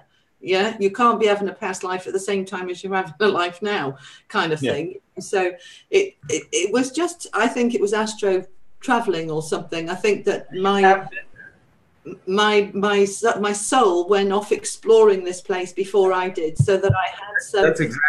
That's exactly the feeling I had, that I was there, not physically, but I have been here looking at this. Yes. Yeah, and for me, that particular example is the only time I've really had that clear. I was being sent off to boarding school and I was 14 and I was very, very nervous, very, very nervous. So that trip was to take me to the Shrewsbury, which was the town where the boarding school was. And I knew this town backwards. I had never been there. So I'm convinced that my soul, in a way to reassure me, took me to visit in my sleep time, not as a dream, but as an astro travel. Okay, so I came out of my body, went and explored this place and came back again. That's my only explanation. But anyway, right, let's talk about psychic dreaming when we have messages. All right, so the messages can be really, really clear, just as if you are awake, you know, and these are not interpretive dreams. So when our subconscious is talking to us, it's using symbols. Like a bus means your life. You know, zombies mean somebody's after you. It's not real. It's what does it symbolize? But when we're doing psychic dreaming, it can be absolutely spot on, word for word, absolutely real, as if you're there having that conversation with somebody, and then it happens. And it is a message, and very often it's a warning to be careful of something, but not in a scary way. They're just kind of saying, watch out for this, be careful. So it's your soul working with the universe, and angels can be giving you some warnings about things, but it can also be to help you to deal with a future situation so that you're prepped for it. And it can, you know, there's all sorts of reasons they give you, you know, messages in your sleep. You know, you can have a message about winning the lottery, and that's showing that, you know, you really want some money. But you can also have a dream where you really feel that was a message. I need to buy a lottery ticket. You know, I'm being told to buy a lottery ticket. It feels absolutely right. So it's feeling it. Is it a message or is it a dream? You know, and it's kind of, yeah, give us some of your questions about psychic dreams. Let's see how we can interpret them. I need to do something real quick. I'll be right back. I'm sorry. But you guys carry on. Okay, Han. Yeah, I was wondering about that because, you know, basically my channel is that. I know I've had lots of dreams. I'm a dream person, but I only take certain ones serious because I feel that this one's different. Yes. I mean, I'm awake in it, and I'm getting, and I started having a progression of dreams, actually, where at first it was just, you know, like a foggy idea, and then I would hear music and see pictures and stuff like that, but I always felt like there was somebody directly behind me showing me this stuff. Right. And then the dreams progressed. They've never talked or said anything like to me, but later I could actually see a figure there also and felt like, oh, okay, so there is someone here showing me that. And I made a bunch of dreams and I don't know what they mean. I didn't try to interpret them. I just tried to copy what I saw. And like you said, it was mostly symbology, places, specific people and ideas, and all mixed up together that don't seem relevant right away. But since I learned how to mix music, it's kind of easy for me to take two different ideas and mix them together. So like you're hearing a song that wasn't intended for the images I'm showing, but the words still line up. Yeah. And I have a bunch of those. I'm actually going to go and list them, which ones are dreams. I only listed one of them. I've been counting them and writing them down. I've had 43 so far. Wow. And I even had a dream that told me I'd only have, you know, so many more of these. Okay, now these are messages. I haven't had one since the last one, but I had one with Shiva where I went down an endless fractal, I think is what you call it. And I remember that on every plane of the fractal, there was another everything was there. But then, you know, when you went smaller, there it was again. And on each level, there was, you know, just, and it's weird that I got a message and then I found a video of a holy man in India. And he's one of the kind that's ironically similar to me. He smokes weed all day and sits outside and he worships Shiva. But they're considered holy men. They sit around and zone out, whatever you want to call it. But he was talking about the ideas that I was hearing kind of in the background in there about Shiva, because I'm not a Hindu. I'm not into that. But the message was basically about being the beginning and the end, and that it's an endless cycle, and that even Shiva himself is a beggar at the beginning and the whole thing. And he said, so I just put him in there with what I was looking at with the fractal and stuff. It's pretty weird though. So I don't know what the message was per se. Generally, you know, the psychic messages, they are more about information and learning rather than, you know, a dream is, you know, I'm being chased or I'm falling or whatever. A psychic dream is, you know, you feel like you're being taken somewhere to show you something, to learn something, to develop, grow, and then back again. And those are the sorts of dreams I have a lot. Joe Lee's just asked a really good question. What about shared dreams where two people dream the same dream? Now that can happen, and it can happen usually with people who are really, really close. So a couple who are deeply in love and very, very connected. It can happen between a mother and a child, a father and a child, where they're very, very close, where you can have the same dream on the same night in different towns and cities, you know? At the same exact time. Yeah. And I have one experience of that. So tell us about the experience of that. Well, I happened to be in England when this happened, and I had an episode of sleep paralysis.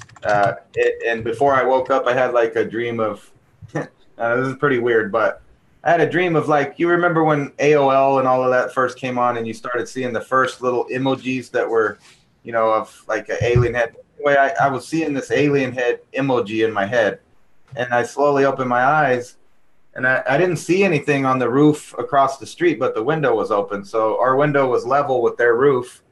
And I felt like there were people over there having the same experience as I was having in that building.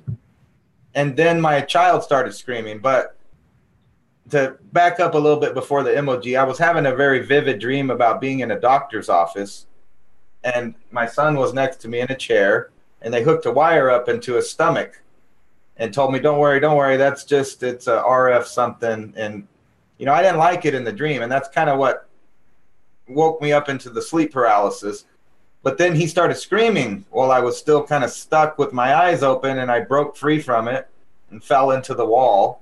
And ironically, my wife at the time was a very, very light sleeper. But through this whole thing, she sleeps right through it. So he's screaming, and I hit the wall, so it's like real loud, and I get in there, and he's dreaming that there's vampires in a room putting a wire in his stomach in the same place that I did. So he was having a nightmare when I was having a nightmare, even though he interpreted it different. Yeah. It was the exact same thing happening. And that was a really freaky experience. It's a really, really simple explanation. When we think about it, we know that we're magnetic resonant beings. We know that our auric field is bigger than our body. Generally, our auric field is around 3 or 4 feet. When we are meditating, we can expand it out to 10, 20 feet, okay? And when we're sleeping and we're being given information, we can expand our energy to fill the house. So the person in the next room can be feeling your energy and be, you know, this is like telekinesis, and it's like telepathy. It's just feeling and reading the other person's experiences. So you think it's possible that either I just picked up on my child's nightmare or my child picked up on my nightmare? Either. It could have been either. One of you picked up on the other. And because you're in the room next door, but it doesn't have to be about distance and space.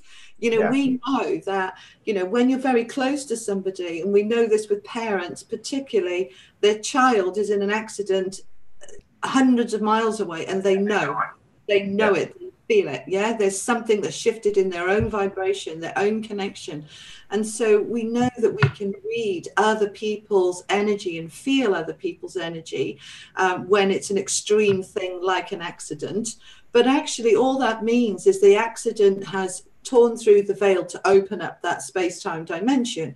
But I believe that when we sleep very deeply, that veil collapses anyway, which is how we can astro travel and stuff like this. So it's absolutely logical that we would be able to pick up on each other's dreams, people that we love and care about. I mean, I certainly, you know, I've spoken to my children and said, I had this weird dream last night when so-and-so, and they'll go, I dreamt that too, you know, and they're not bullshitting me, you know, they don't, why would they, you know, but it does happen. So we can have experiences of each other's dreams. And very often when we've got soul connections, all right, and when we're talking about soulmates, people tend to think about the word soulmate as, this is my lover, my husband, my wife, my twin flame. No, there are 12 generally soulmates in a group, and they are friends. They are enemies too, because we can learn from our enemies as much as we can learn from friends. They can be our children. We can have had past lives with them before. And so a soulmate is just a very deep connection. It's got nothing to do with romance at all. We can often misinterpret it because we feel such love for this person usually, and such deep trust. And if they happen to be similar age and opposite sex, we can find ourselves falling in love with them. But they can equally be our kid, our child, our, you know, so when we have that connection on a soul group, we'll often experience similar dreams, similar experiences, and we're sharing them through our energy field and cross-pollinating each other's experiences, if you like. Does that make sense? Well, that's very interesting, Julie. Very interesting. Good. Let's have a look at some. Yeah, my husband came to me, said he had to go to Denmark. 3 days later, terrorist attack in Denmark. Now, that's a psychic dream, okay? You were being given a message. You were picking up on the fear. You were picking up on, even though it hadn't happened yet, the universe knows something bad's going to happen and is already feeling the vibration through space-time dimension. And you were picking up on that, and you were just picking up this, I need to go to Denmark. I actually needed to stay away from Denmark. But you know what I mean? It's kind of, that's the psychic dream. Yeah, I'm going to see my chat and see what they're saying. For those of you who haven't seen me live before, or anybody else, by the way, when I'm looking over here, this is where my chat is on the side of the screen, and I'm able to read the comments. So that's why I'm looking down and over here.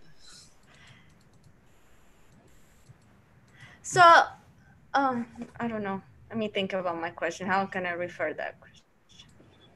I've been thinking a lot about what you guys were talking about, the past lives, because I've had a lot of weird dreams that were like out of time, you know, like maybe I was somewhere in Europe or something. And, but what's weird about it is I felt like some of the other people that had different faces and looked different were people I knew now. Yeah, this is past life. I just knew for a fact that that's so-and-so, even though they look nothing like them and they're talking nothing like them. I knew that the soul in there was them. Yeah. I tell you where else past life can really mess up your head, okay?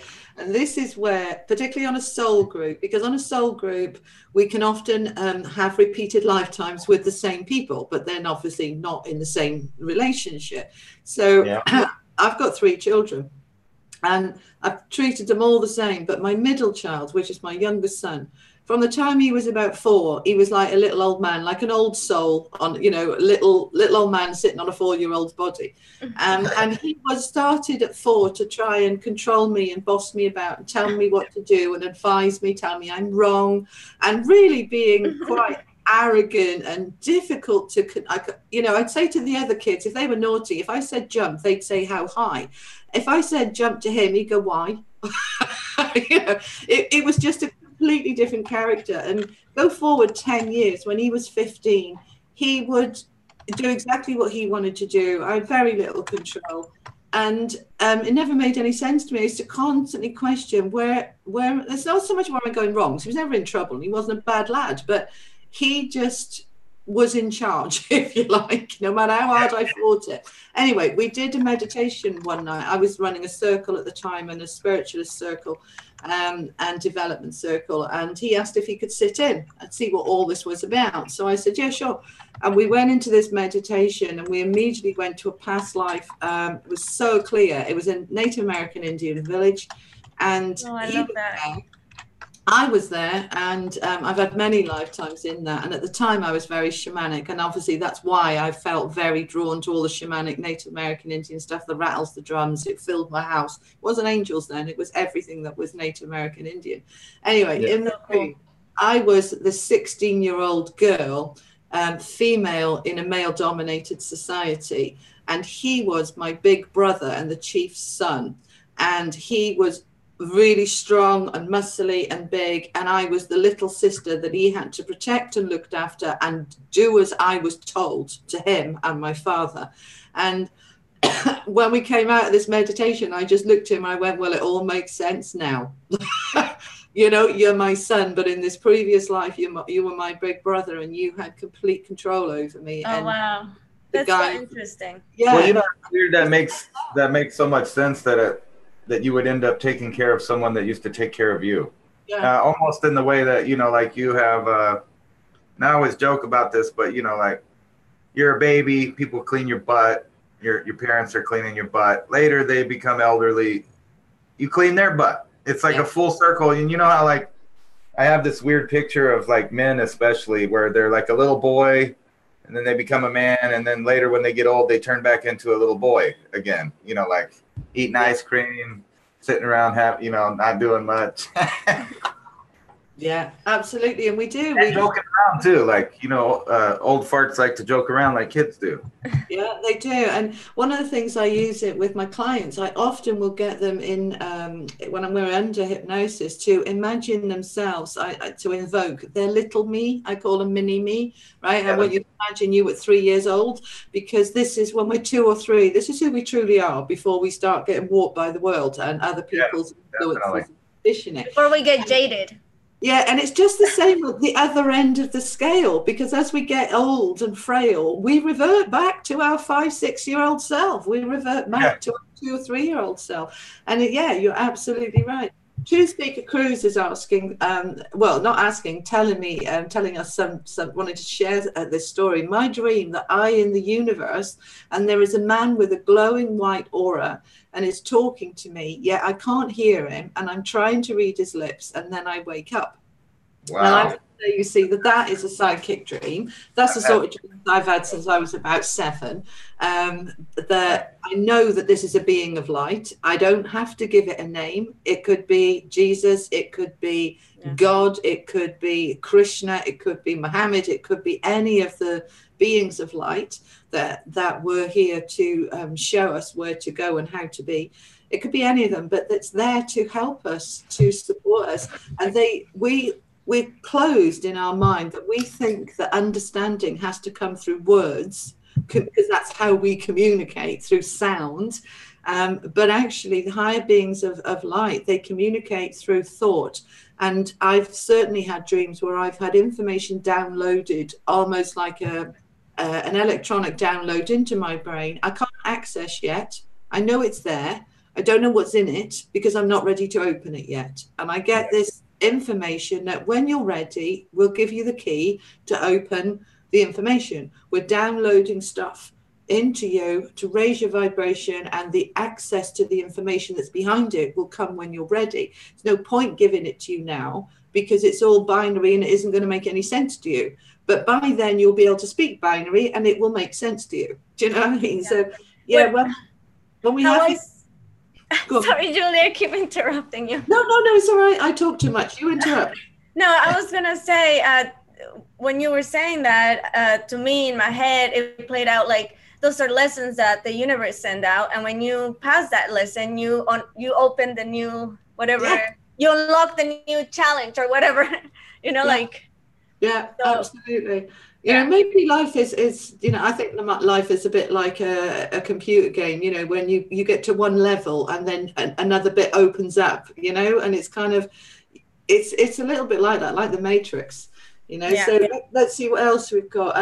So yeah, Truth Seeker Cruz, don't worry about the fact that you can't hear what this guy is saying to you. This is a being of light that your soul is meeting in your dream time, astro traveling, all sorts of stuff, and it is giving you information. It's giving you love, it's giving you power, it's giving you you know, I go up there sometimes just to kind of go home and reset, rebalance. Do you know what I mean? Just get back in the groove of the light and the love and the peace, and then you can kind of bring that back with you into your earthly day.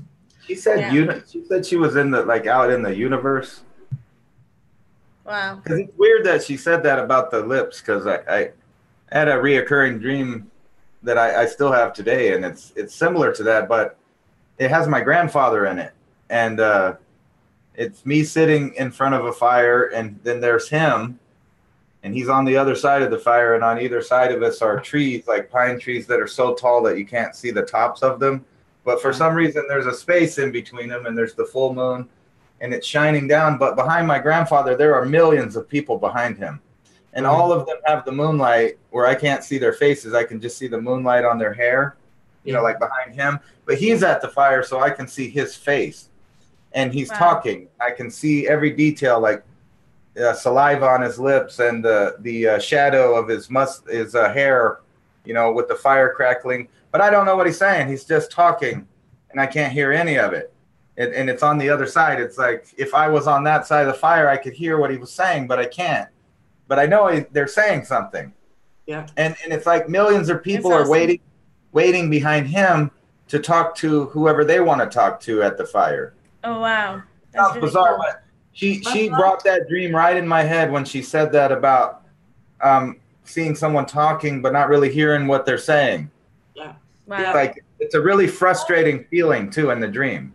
They're talking to your soul, and it's like you as the human can butt out. I'm not talking to you, I'm talking to your soul. Get out of the way. Your soul can hear me. You know? Yeah. It's kind of, it smacks a little bit of reminiscent of when we were kids, you know, when you go, what are you saying? Oh, it's grown-up talk. Dev, you go and play, grown-ups are talking. It's a little bit like that. Yeah. Oh, so Deborah Tucker is saying, Julia had a dream about a missing child that went missing 22 years ago, and I don't know what to do with the info. Write it down. So yeah, you write it down. It could be a psychic dream, but equally, if you were dreaming it at the time when the child's gone missing, that plays into our own fears. That's an unconscious dream trying to come up to conscious awareness. What happens if my kids got, kidnapped or disappeared? It's your fears. But if this dream came up recently and you didn't know what it was about, but it was really clear in your mind about a missing child, you have the name, you Google it, you find there was a child that went missing with that name, and you feel you've got information, write it down and give it to the police. And don't worry if they think you're potty and you're mental. The police do work with psychics, and they won't admit it, but they do. So if you feel you have information that's useful, share it. You've got absolutely nothing to lose, and the police and the family have got everything to gain. Okay. And if it's not a real kid, you could be just feeling like you lost your own childhood. Yeah, absolutely. Yeah. Mary Wynn says Ransom has cool dreams. That's an understatement. I wish I could show them, really, like on a projector to people. That would be just bizarre. Yeah. I don't think no one would talk to me anymore. Julia Reed is asking a dream about teeth. So a subject close to my heart at the moment, guys. So yeah, I'm still in pain. I'm still under the doctor as well. But yeah, I also dream all the time about my teeth falling out. Since 20 years, it's painful, horrific, and so real. Please tell us what this could mean. Okay, so your relatives are turning against you. Eh? Your relatives are turning against you. That's a Freud thing I actually read about that. A fear of your relatives betraying you and turning against you is like associated with your teeth falling out. Is it? Okay, that's a new one on me. Okay, so that's one option. So basically with any dream interpretation, by the way, we give you different alternative options. You feel which one resonates for you. It might be a mixture of several, because these sorts of things, there is no really definitive right or wrong. It's different possibilities, a little bit like doing a reading with cards. There are different possibilities. You feel what resonates for you. So my understanding of teeth, of dreams around teeth, because I've been doing a bit of research on teeth myself this week. And just for any of you that don't know, I had a tooth out 10 days ago now, and it became infected, dry socket. And oh God. I've never known pain like it. I'd rather have a baby. I haven't been able to work. Oh, wow. And no, I know exactly what you mean. I had that dry socket. Not cool. It's come up down my jaw into my ear. That knocked my balance off. I couldn't even walk across the room without holding onto a wall. That's awful. So anyway, yeah, I did some research on teeth, and basically any dreams around teeth is about, well, teeth is when you are biting into life. Okay, are you biting into life? And if your teeth are all falling out, if that's saying to you, you feel like you can't take the joy out of life, you can't bite into it, and you can't get the nourishment, right? When we bite into food, we're getting the nourishment, we're getting the fuel, and we're getting pleasure, right? If we're eating good stuff, nice stuff. So when in your dream with your teeth falling out, it's saying, I can't bite into life and get any pleasure from it and hang on to it. Right? Because if you can't bite into it, what happens? Think about an animal with its prey. It'll bite into it to hang on to it. So we need our teeth to bite into life and hang on to it. So your teeth all falling out, all of them, and having no teeth means that you've lost that grip of life. And this is why it keeps going on for 20 years. Like lost your pleasure. Yeah, but it's more than pleasure. It's, if you think about a wild animal, if it didn't have any teeth to grip its prey, it would starve, it would die. It's essential part of life. You need to hang on to life, be able to bite into it and hang on to it in order to get your nourishment, or you starve. So it's basically saying that inside you feel malnourished. All right. Is your life fulfilling? Is it enriched? Is it happy and whole? Or do you feel that you're just skating on the surface and not really being able to bite into it properly? So that's one option. Okay. But another option is, and this is not about dreams actually, but I think it might be relevant, so I'm going to throw it in the pot. When I've got anything wrong with me physically, I always look at what's going on underneath emotionally, okay? Because I'm with Louise Hay on, you know, agreeing with her philosophy on life in terms of what any imbalance in the body will eventually manifest itself into the physical. So I Googled Louise Hay teeth problems and basically it was saying that your teeth is about indecisiveness. Okay, right, this is a new one on me. So I had to sit with it and say, have I been really indecisive? And it's a long period of time. It's not just I can't make a decision this week, you know, sort of, has there been something you've been battling with for months and not been able to make a decision? And the answer for me was yes. And I thought, oh, okay, is that why I've then having teeth problems? Okay, so I had to say to myself, right, I'll make a decision. So coming back to the dream part of it, maybe it's to do with, are you a bit too indecisive, and that's why you're dreaming that you have no teeth? Okay. Yeah. And a cigar, just a cigar for the tattletales. There you go. I have to put a disclaimer that, you know, like Freud said, sometimes a cigar is just a cigar. So for the specific tattletale out there that's tried to tattletale on me a couple times, disclaimer, it's just a cigar. Okay. Oh, they're being nasty to you, Ransom. You said yeah, but you know, I let that stuff roll off of me, man. I don't even care. That's petty. So whatever. We don't do petty, do we? No. Julia, I have a question about dreams, because and I know we're in the psychic dreams now, but I meant to ask you this earlier. When I dream, I don't see people's faces, but I know exactly who they are. Right. Yeah. Yeah, that's fine. You don't need to see their faces if you know who they are. Yeah, it's like your dream is giving you a certain amount of information. And if you need to relate the information specifically to the person and need to see their face for that, you'll see their face. But if you know their energy and their essence without their face, then you don't need to see their face. Okay. So your subconscious is like, why waste energy? I'm on a time-saving thing here. That's cool. Okay, I see. Can you give me 2 minutes, guys? I need to take some more painkillers and my antibiotics. Yes. Oh my gosh. For 2 hours. I'm quite happy to keep going. I'm loving it. But I just need a little 5-minute break, okay? So Davey wants to know how come I don't make my dreams into videos. Now, that hurt my feelings, Davey, because I've talked about it several times. Most of my music videos are dreams that I made into a video. So I do animate my dreams, but I think he means more like a storybook animation. Like I'm thinking, this is my own psychic opinion, he's thinking about the story of my grandfather and the trees. So tell me, is that what you're talking about, Davey? Like me animating the trees and the fire and the people behind it and stuff like that? I've actually thought about that. I just don't know how to technologically do it yet. Can you see the chat? Yeah. So the only thing that's holding me back on making more vivid, and I've been holding a lot of dreams back actually, that I have a bunch of notes, I wrote them down, and I'm holding them back because I don't have a computer powerful enough to make everything from scratch. But if I could, I would do that. So you need to get a new computer? I'll have to wait till I get Super Chat and, you know, somebody hooks me up and I'm a famous YouTuber. And then I'll buy a new computer and you can see my dreams the way that I see them. That's funny. Heidi.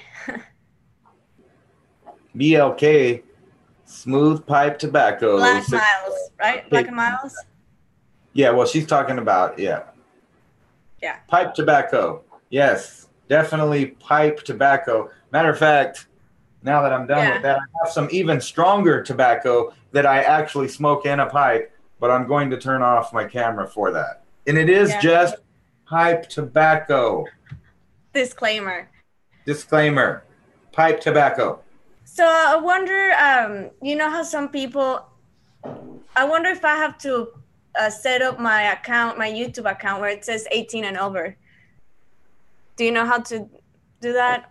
No, I don't know how to do that, and I don't care if 17-year-olds see adult stuff. Their parents should be watching what they watch on YouTube, so it's not my responsibility to make sure that people under the age of 18 don't see things that they're not supposed to. That's the parents' job, not mine. I make sure my kid doesn't see things he's not supposed to see. Well, at least I try to do it. But, you know, kids are going to see what they want to see, whether you think so or not. So how's everybody in the chat? Are you guys enjoying the show so far? And hello, Heidi M., Mrs. Seven Serpents, expanding the process, the Great White Hunter, and who else? And we got Seven Serpents, of course. Always 420. I bet Seven Serpents has some trippy freaking dreams. Yeah. Because of, you know, like when he gets up in the car in the morning and he's like, it's like a professor in a car and he's telling you all about like ancient stuff from different cultures. Yeah. He literally has like a college feel to like a classroom. Like when he's just sitting in the car and he's showing you drawings and all that stuff. Oh, look, we're all off air now. Yeah. What's going on? Now you're listening to the smooth sounds of DJ Ransom the Freedomist. This is 1776 on your Freedom of Speech dial. That's funny.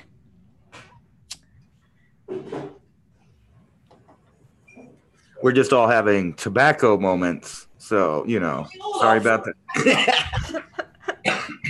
Excuse me. I'm back. Oh, good. I'm glad everybody's having a good time and everybody's liking the show, Julie. All right.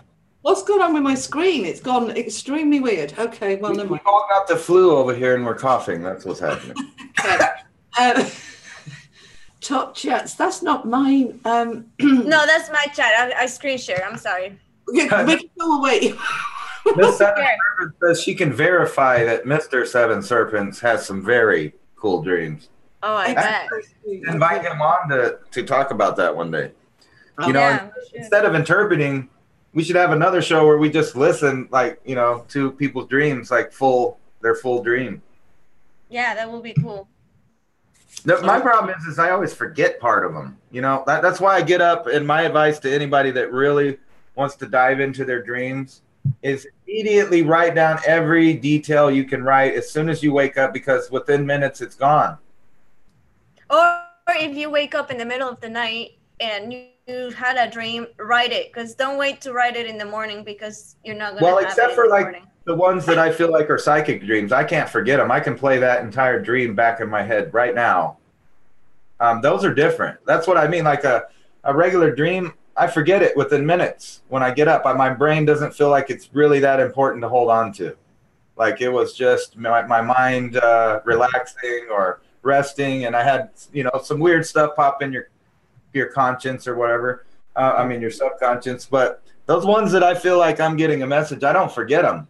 I'll wake up and I'll have it all day long. As a matter of fact, the reason I started making the videos was to get it out of my head. Yeah. Like once I made the video, I can let it go. Yeah. I don't know what it means, but hey, it's out of my head. Anna, were you asking about something about how do you do the over 18 thing? Yeah. Yeah, that's all you need to do when you set up a live stream. Sorry, my voice is going funny now. When you set up a live stream, if you go into the advanced settings, you know, you've got your ordinary one and there's the advanced one. There's a box there you can tick saying suitable for over 18s only. Okay, perfect. Which I don't tick because I don't see anything wrong with, you've got to be 13 to have a YouTube account anyway, haven't you? And to watch a program on dreams, you know. Yeah. Disclaimer, alcohol-free wine. And it is, actually, I don't drink alcohol when I'm working. But I discovered, I don't think you have a co-op over there, but you will have the equivalent. The co-op do an alcohol-free Prosecco, and I like Prosecco. It's a sparkling white wine. It's like a cheap champagne. And they do an alcohol-free. It looks like champagne. Yeah, they do an alcohol-free one. And in the UK, we pay for our wine and alcohol by volume. So the stronger it is, the more expensive it is. So because there's no alcohol and it's £2 a bottle, cheap as chips, yay. You know, if you believe like the ancients believed, you can get you a couple of these, and they will protect you from any negative forces in the dream world. At least that's what the Egyptians thought. You can use crystals for that too. So let's talk for a moment about nightmares. You know, little kids go through a period quite normally where they have lots of nightmares. Night terrors, they call them, is actually a psychological name for it. And when my daughter went through the night terrors between sort of 5 and 6.5, I put crystals under her bed. I put rose quartz, which is loving, really loving energy, and I put amethyst. And I put big crystals under her bed like that. Yeah, that's a beautiful piece of amethyst. I put one under her bed, under her head, right? So she had a bed that with a frame bed, you know, where you can put stuff underneath. So I put the amethyst and the rose quartz under where a pillow would be, and then I put some smaller, smoother ones just directly under a pillow, and she slept really well for ages until the energy wore off, and then I had to recharge the crystals and do it again. But that really helped her dreams. I have a question. Did you tell your... I'm sorry. That's both of you now have talked about putting crystals under your pillow while you sleep or under your bed. So what is that, Anna? What is it exactly that's supposed to do? Is that supposed to give you energy or suck the bad energy out? Well, you know, every crystal has different purposes and different things. So if you want to astral travel, there's certain crystals that will like you help were saying you. At the beginning.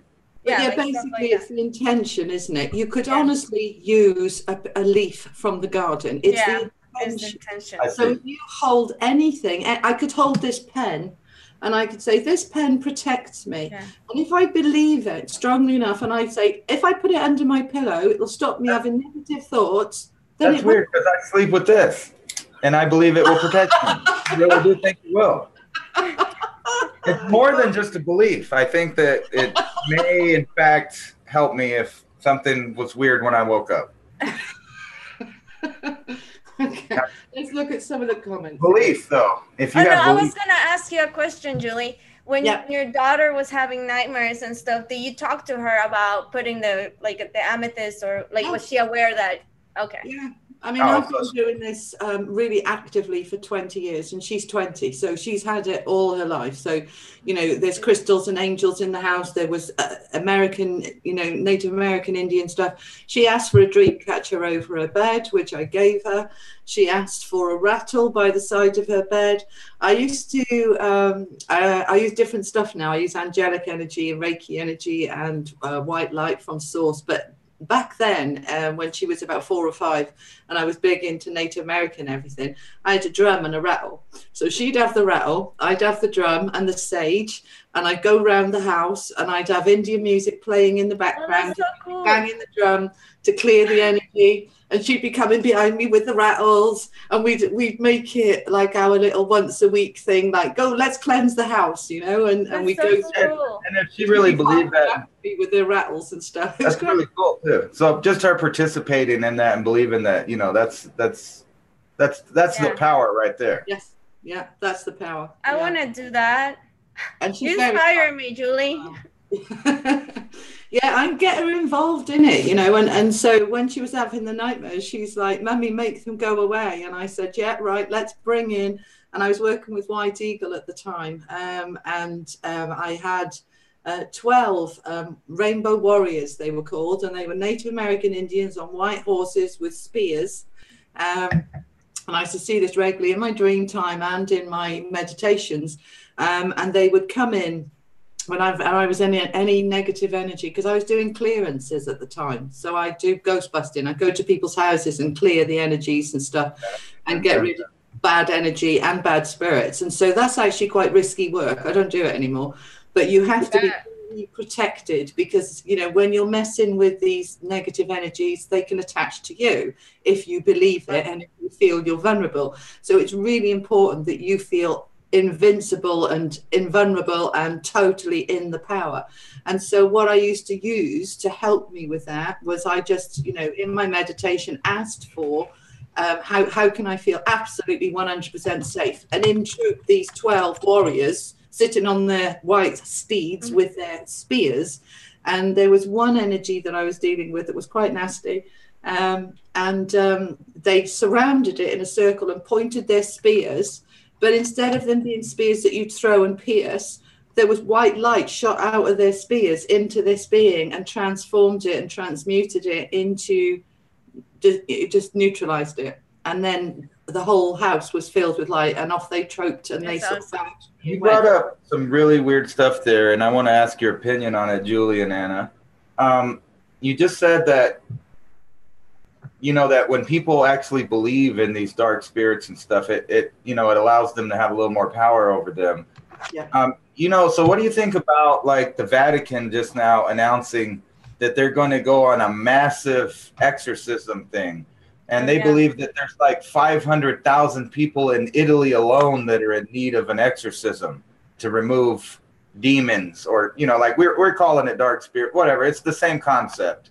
Yeah. And so that tells you that church believes in it or doesn't believe in it. It's irrelevant. The point is that they're making millions and millions of people think about it and believe in it. Yeah. Now, they're not, this isn't like, they're putting out the idea of, you know, love thy neighbor and, you know, Christ message. They're talking about we need to go rid all these people of dark demons. There's so many dark demons out there. They're infesting our population. I mean, basically, that's what the Pope and the Vatican just announced. Right. That there's just tons of, if they're saying there's 500,000 in Italy alone, imagine the number that they're estimating for the entire world, or just, let's leave it in with just where the Catholic people are at around the world.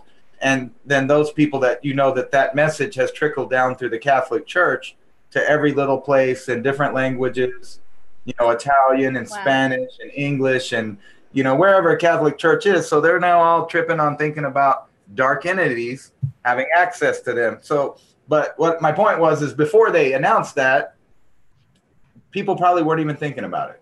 No. Yeah. And they've created their own reality. I mean, in my experience, and I have experienced it, of negative spirits, but it was at a time in my life when I was working through all of my abuse stuff, right? Yeah. And I was extremely vulnerable. I felt very disempowered because I was going through a lot of emotional release work, yeah? And so, I believe that you know, what vibration are you resonating on? I was at the time resonating on powerlessness. And this is why I tried to avoid it for so long, because I actually felt quite a strong woman and strong individual. And I knew that going back into my abuse would reduce me to a wreck. And I was frightened. And that's a natural emotion. And that fear had kept me avoiding it for a long time. But in the end, I was like, right, come on, find the courage, bring it on, go and face your demons. And literally you had to deal with it. Yeah. That's exactly what happened, because within a few weeks, I was in that zone. I mean, I did my own clearing, energy clearing and stuff of the stuff and the trauma within me. But I also saw a counsellor for 9 months to work through how this has affected my behaviour. And during that time, this is when I was like invaded by negative spirits. And it's because I was in that vulnerability. And it was interesting for me that I knew people who did clearance work and I couldn't get hold of them. They were on holiday, or they were away, or their phone wasn't working. And eventually I had a choice of like, let myself just be terrified constantly, or take control of it myself. And so I did. And interesting, once I'd done that, all of that went away, because I'd come into my power. And all right, I used White Eagle, I used these Rainbow Warriors, I used all sorts of other things to make me feel powerful. Well, not make me feel powerful, but help me step into my power. And then once I'd done that, all these demon spirits, bad spirits went away. So I just think that it's all about your own energy. This is the law of attraction in action. If your energy is low and vulnerable, so a lot of mental health people so that's mental health people with mental health issues. I think a lot of them do have, could do with an exorcism, could do with a clearance, because they are so vulnerable that, you know, those energies can attach to them. But, you know, I think some people who have, who suffer paranoia and some psychological issues, it can be to do with negative energies and entities that are part of that, but they wouldn't have come in the first place if the person wasn't suffering from the mental health problem in the first place. But I think the energies can make it worse. So I think if the church think this is going to help, and they're coming from the perspective and the intention of they want to help heal and seriously helping, yes, then, you know, it's to me it's about the intention. Are they trying to spread fear, or are they trying to say, look, there's a lot of negative stuff out there and we want to help you and we're going to neutralize it? And if you believe that, and you believe that it can be neutralized, then crack on, you know. Well, I wasn't accusing the church of purposely. No, I know. Don't get. I'm not defending them. I was just mentioning, though, that they did put the idea out there for other people to think about it, whether the intention was good or not. You know, you made me really think of some weird stuff. I think I talked to you about the shadow thing last time, and I woke up to it. And you were talking about, like, maybe that followed me last time, like maybe from the prison, the darkness or whatever. But I was thinking that the rehab, I wasn't like the other people there. I'm not saying that, you know, like, I'm not trying to say I was better than the other people there. I wasn't addicted to a substance. I went there as a way to stay out of prison. And, you know, I did smoke marijuana, and even the people there almost kicked me out because they, you know, like, what are you addicted to? I smoke weed, you know, like, they're like, yeah, I think you're not at the right place. But I was thinking that, you know, instead of, I may have misinterpreted the shadow thing altogether. It may have been interested in me because I was different from everyone else there. Like, if it was there feeding off of people that had addictions and fears and negativity around them, I'm there in a positive way. Like, my entire mentality at the time was positive. I just escaped life. I got a cheat code. You know, I'm going to be out of here in a minute. And I went down a different path. And so I was thinking maybe that's even why I even had contact with it, is because I stuck out there as not being, you know, like, you couldn't feed off me. And I did wake up and chase it away, or at least that's what it appeared to be to me.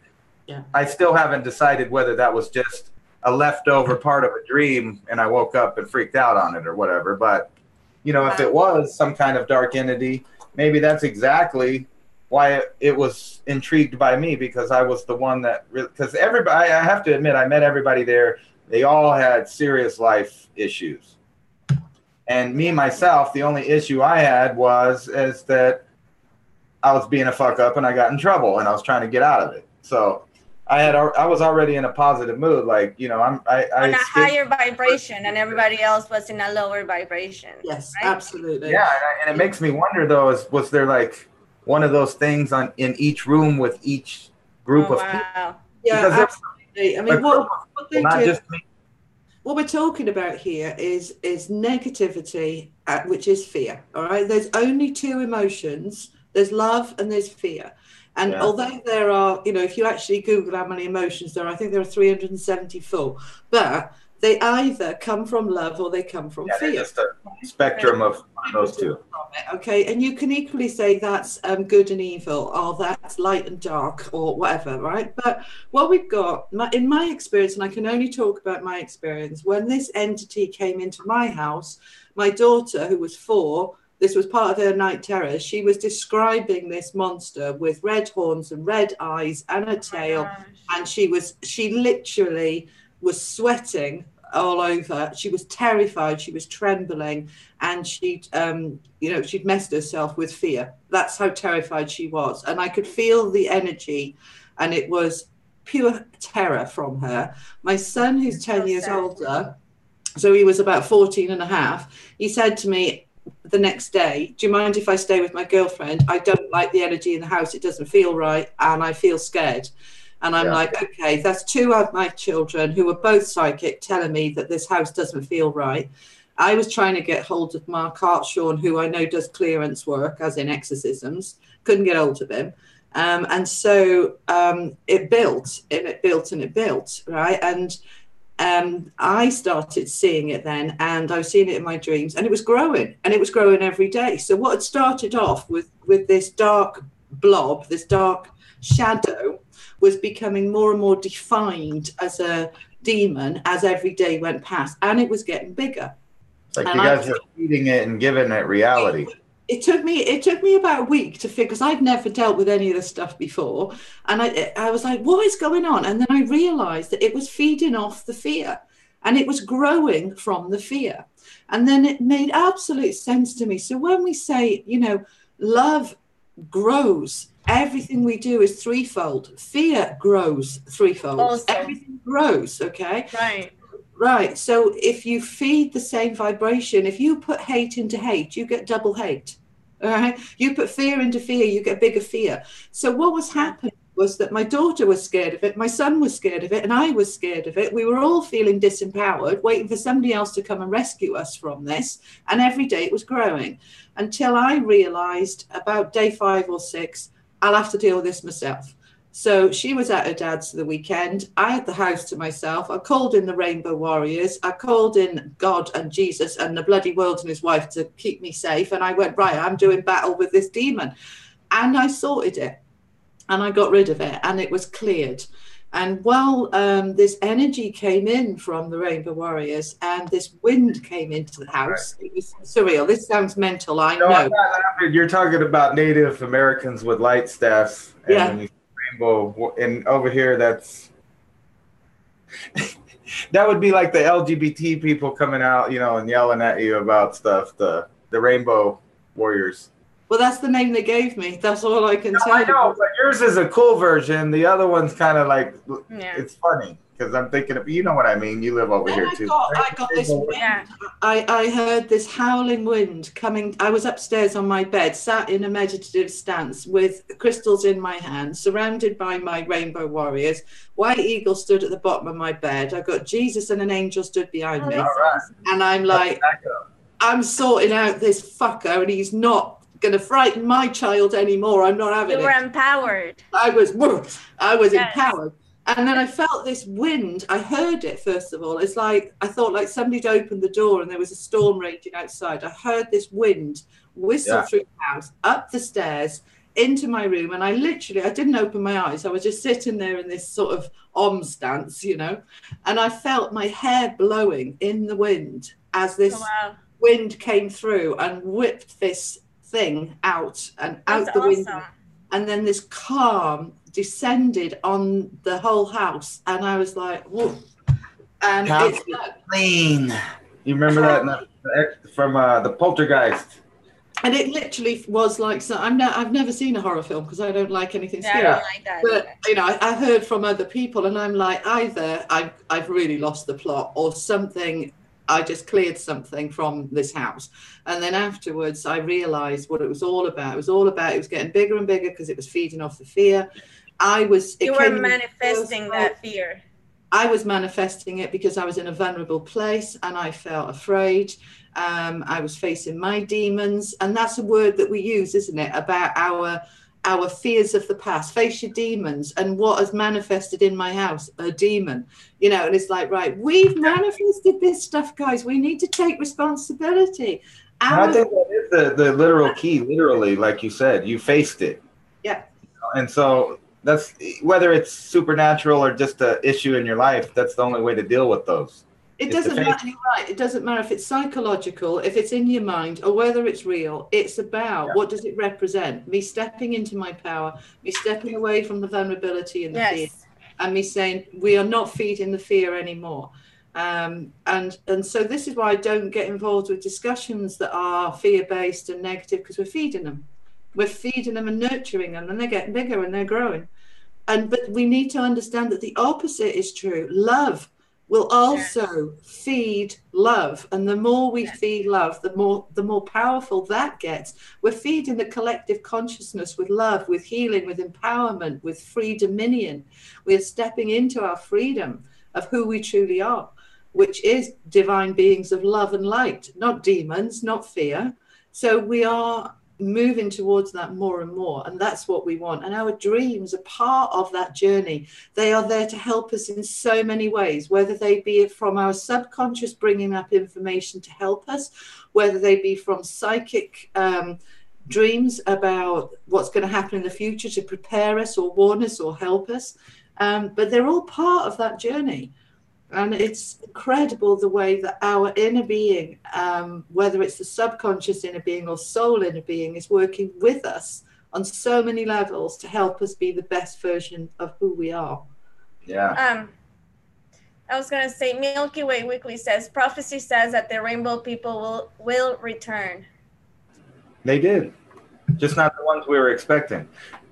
You know, I know about the Native American rainbow warriors, like there's a thing, but like today, like when you look on the news, you don't see Native American rainbow warriors. You see the politically correct crowd out there. That's the news. I don't know anything about, because don't forget, this was in 2000. No, it's a joke. They stole the rainbow flag for their cause or whatever. So now they're the rainbow warriors.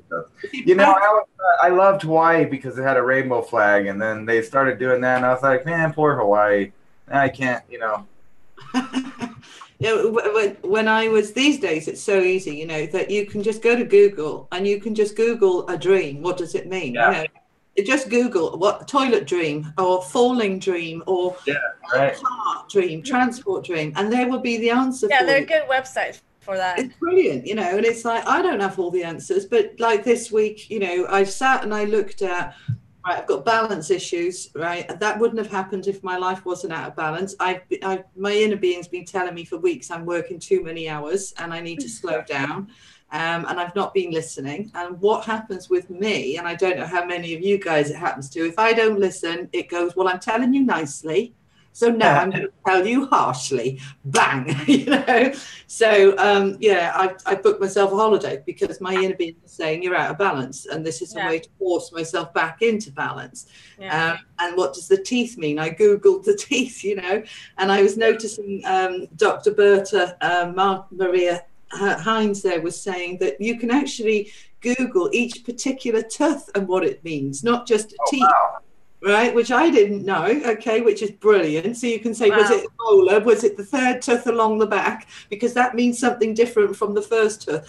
Wow, who knew? So, yeah, I mean, thank God. Wiki. You think it was like a shake-up to be like, okay, you need to stop. Yeah. So let's have a look at some of the comments. Let's have a look. You have a look at yours as well. Yep. Davey leaving. Bye, Davey. Eden's saying, try losing all your teeth by 45. Yeah, oh bless. There's a bad old tale of having a bad wolf and a good wolf inside of us. Which one wins? The one you feed. Yes, it's funny that you said that, Mrs. Seven Serpents, because I was looking at Pinterest and I actually look at that specific one. So that's funny that you bring it up. I was saying about Google because at the time when I was working with the Rainbow Warriors and White Eagle, I had no idea who they were. And it was only when I was in a bigger meditation group that I used to go to once a month. And I said, I work with this Native American chief called White Eagle. And everybody sort of stopped and went, what, the White Eagle? And I went, well, I don't know, who's the White Eagle? And it's like, oh, it's the White Eagle Lodge. It's worldwide. It's massive. And I'm like, okay, probably not him then. Well, does he look like this? Well, yeah, he's got white feathers down to the floor and he's a big chief. And he's like, that's the White Eagle. Like, you must be really important. I'm like, no, don't go there. That's like, we don't want to get into the ego and the arrogance. All I know is this guy came to me and I've been working with him for 2 years. And he brought me these Rainbow Warriors, and that's what they're called. That's awesome. And I've never Googled because I worked with them until 2007. And then they went out and the angels came in. And they're still around now and again, but I don't, it's a different, awesome. I'm on a different vibration now. I want to Google it. When you're talking, I'm fascinated now. I want to Google the Rainbow Warriors because I didn't do it back then. I don't actually do that right now. And I was tripping because I was I was trying to look for the thing because I'm pretty sure it was Freud a long time ago, but like, it's kind of confusing though when you look about dreams because there's so many sources of interpretation.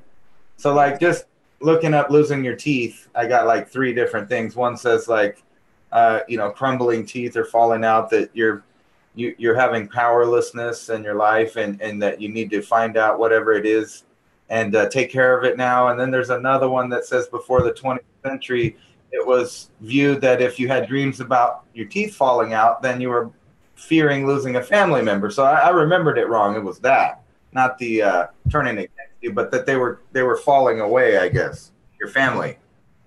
And I was just looking at Google, and it's like there's 10 different things you can go with, but one of them probably is close to what you have in your life. It will resonate with you. Yeah. Yeah, that's what I mean. Like you'll find the right one when you look at it, and your mind will say, "Yeah, I think that's what that does mean." This is why I'm saying, don't necessarily listen to me and say, "Well, Julie is right," because I'm more than we do. So what I feel is instinctively right for me. It may not resonate for you, and if it doesn't, that's absolutely fine.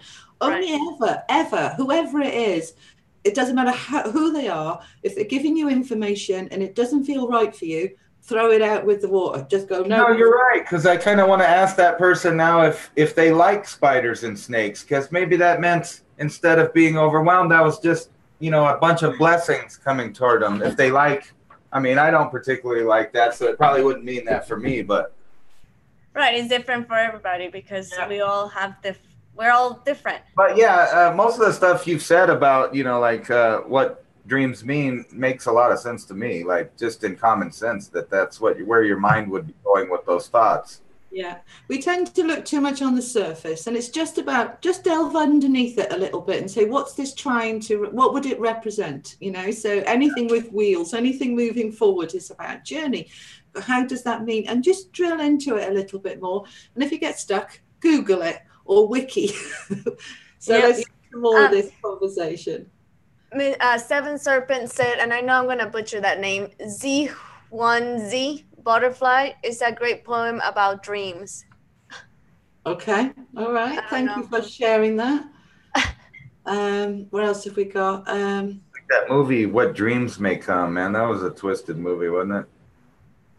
He just kept going deeper and deeper into his subconscious until it was like I don't know if I've seen that. Robin Williams, What Dreams May Come. It's a very trippy movie about being lost. I remember that.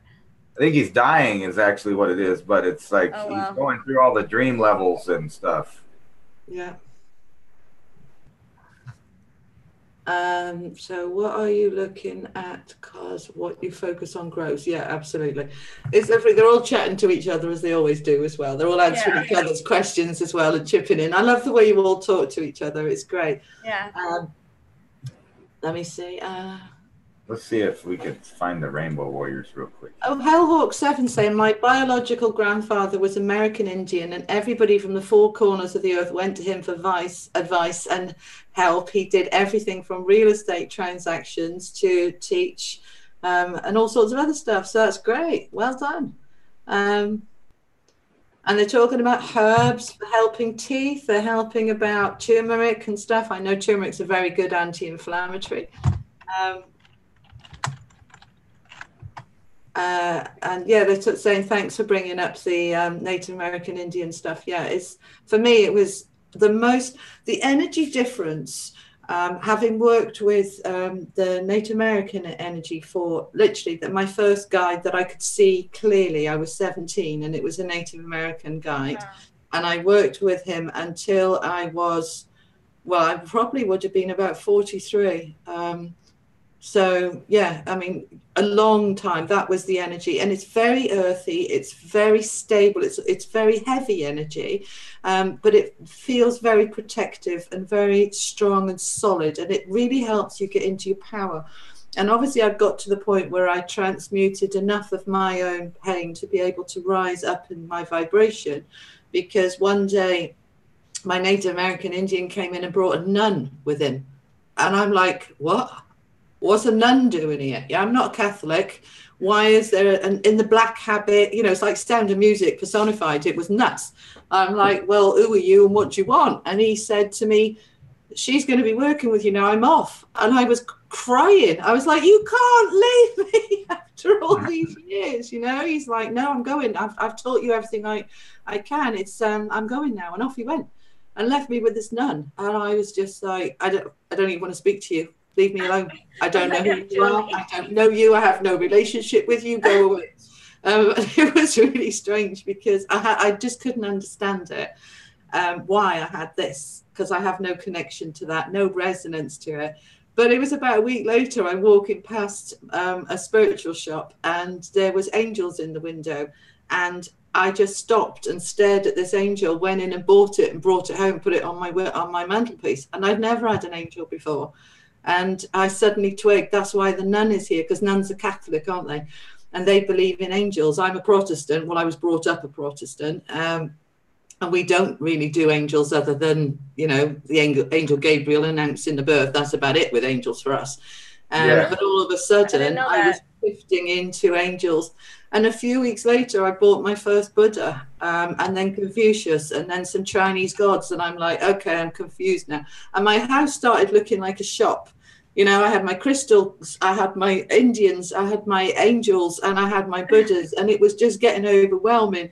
And it went like that for another 2 or 3 years. And it got to the point where I just thought, it's time for the Native American stuff to go now. It feels too heavy, too grounded, too earthy. I feel more floaty and now. Yeah.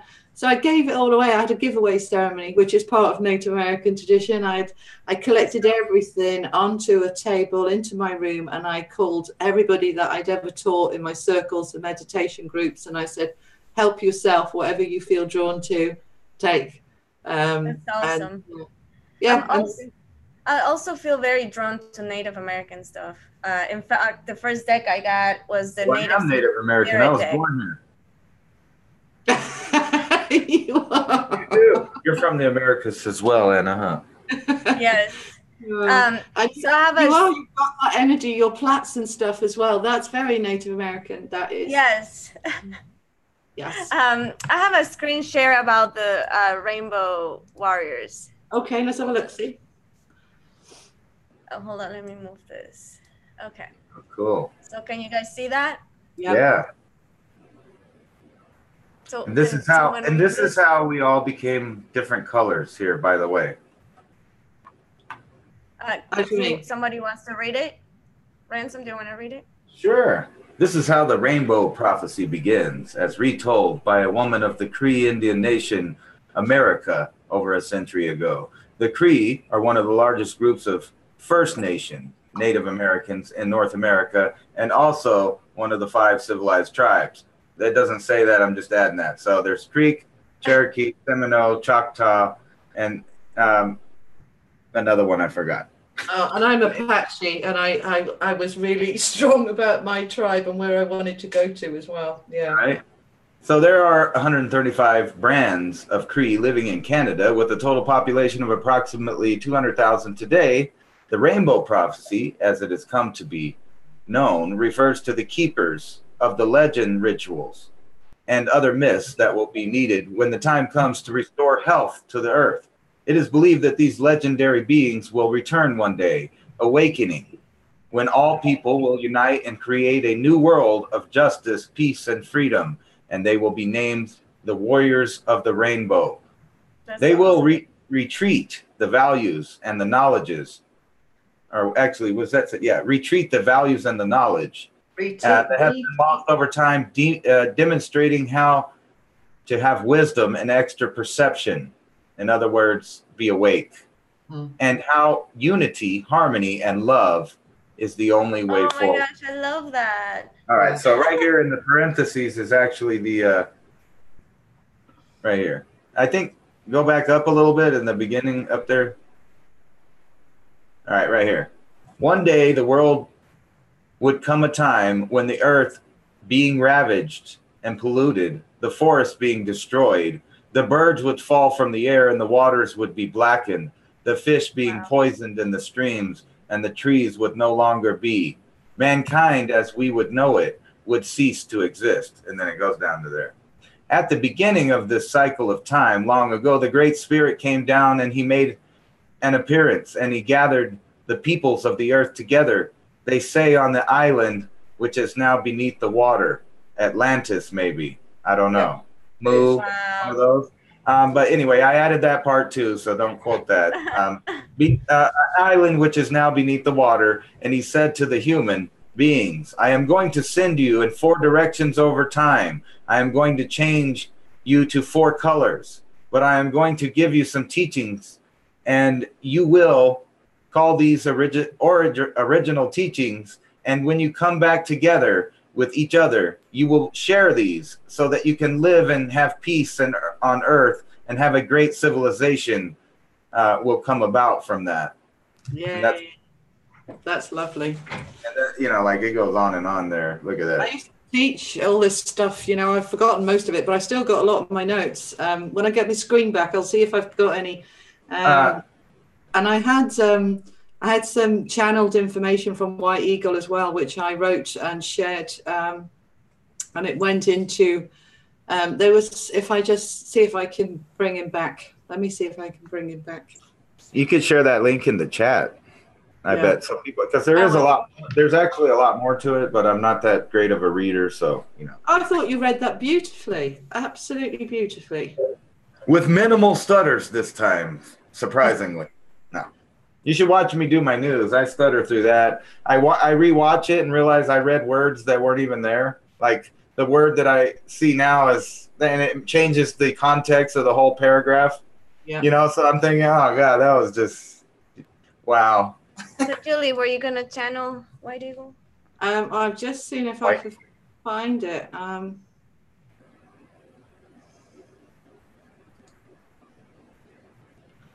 But that's why we're all different colors, right? There's the 4 directions there. I'll see if I can share. If I can't, I will read it. What is this? How do So I yeah, that'll make people quit complaining about their colors. See, the Great Spirit did that on purpose and gave you guys all individual information so that one day you could all come back together, live in peace, and share that information.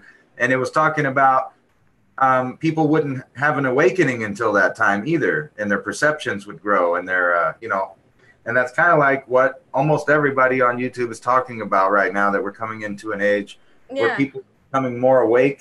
I was about to say that. Understanding truths that maybe they didn't understand in the past. Yeah. Trippy, man. It is, but it's good, trippy. Yes. And that coming from, as I'm known now, it's like people keep joking, the cussing monk. Yeah. Who's the cussing monk? It's funny because my kid made that up, so it's funny now. It's out on the internet now. How do I copy the link and put it on the chat? How do I copy the link on my computer? Right click. Oh, I see. I don't know. Go to your browser and then go to the top of the browser to the page you opened, and then right click, copy link, and then go to your chat room and paste it. I can't. Okay, copy. I don't know if this is gonna do it. I think it will. That's just if you guys want to read the rest of the prophecy, because it goes on a little bit. And there's several different Indian nations that tell it a different way. I've got some stuff here. All right. So I can't, I don't want to share it, but here you go. So yeah, I might be able to share it. Let me have a go. Yeah, I know about that. It's the Chalakifwa. I'll just read it. Shall I be easier if I just read it? So the 4 directions, these are known as north, east, south, and west, or the circle of life. The circle holds physical, mental, spiritual, and natural aspects of man. The 4 directions provide a roadmap for people seeking to achieve balance and harmony in their lives. Through meditation, we can join with the spirits of the sacred circle. We're born into the center of the circle, our first contact with Mother Earth. In the center of the circle, all the forces are in balance, the place where creation flows. The medicine wheel is life in a circle. It shows our connection to all things and is a way of understanding the many powers that create and affect life. These are the powers that hold the universe in balance. East is the fire and the spiritual realm, the color yellow. The east, the spirit path, the place of the rising sun.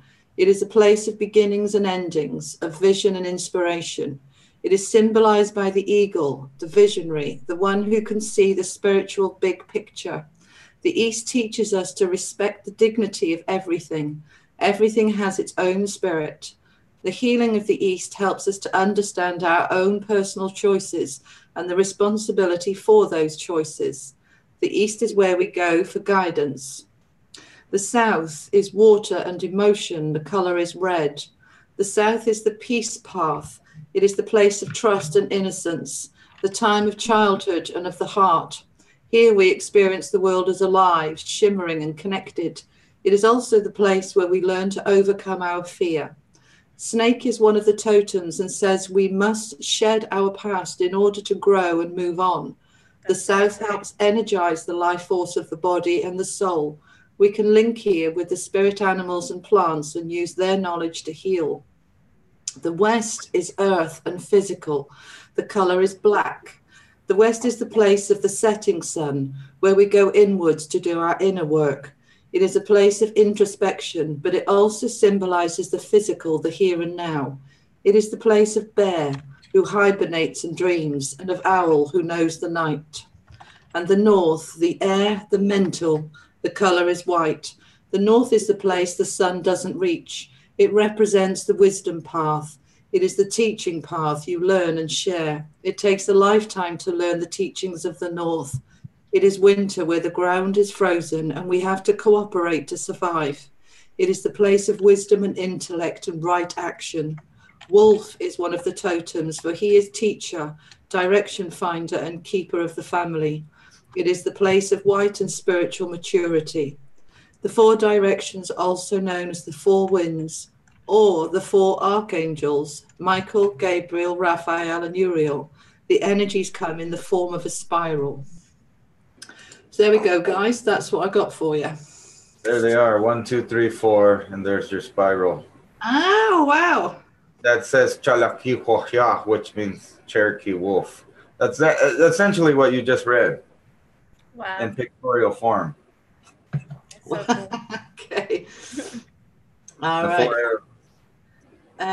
Kelly's saying that was beautiful. Good.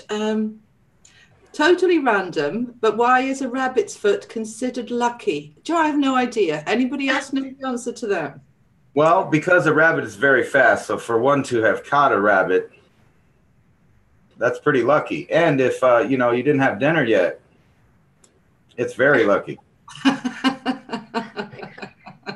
Well, I'm serious. I'm thinking back to primitive people that made up these sayings that keep traveling down the generations. And at one time that may have been extreme luck to catch a rabbit. Yeah. And they kept the foot to remember that time I caught that rabbit when we were starving. That was so lucky. Well, Mrs. Seven Serpent says it's not lucky for the rabbit. And I know, and I was about to say that. That's how psychic of you, Miss Seven Serpents.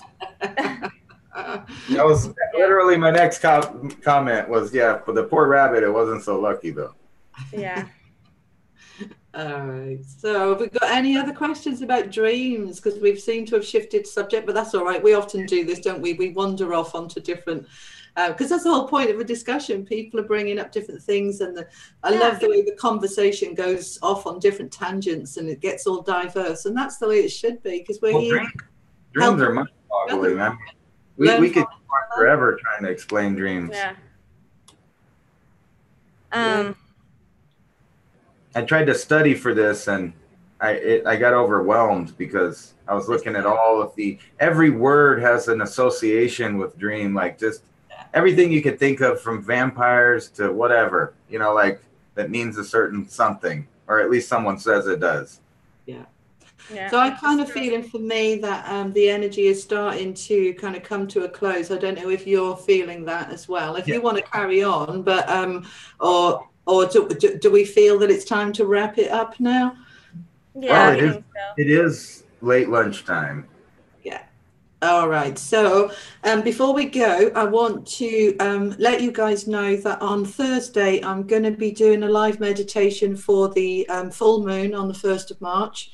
I'm going to be doing, it's already, I've put it up on the channel already and on Facebook. So it's going to be 8 o'clock GMT. And that's going to be, it's all there on the details of what time it'll be anyway for you guys. But I'm going to do that. I'm going to do it on my own, because every time I go live with other people, it seems I don't get it right. But I'm going to do that one on my own. So we're going to have a chat about it, because this new moon is all about healing energy. It's a full moon in Virgo. And this enables you to do an awful lot of healing. We've got Chiron involved as the wounded healer. We've got planets trining and stuff. So we'll have a chat about that on Thursday if you want to join me.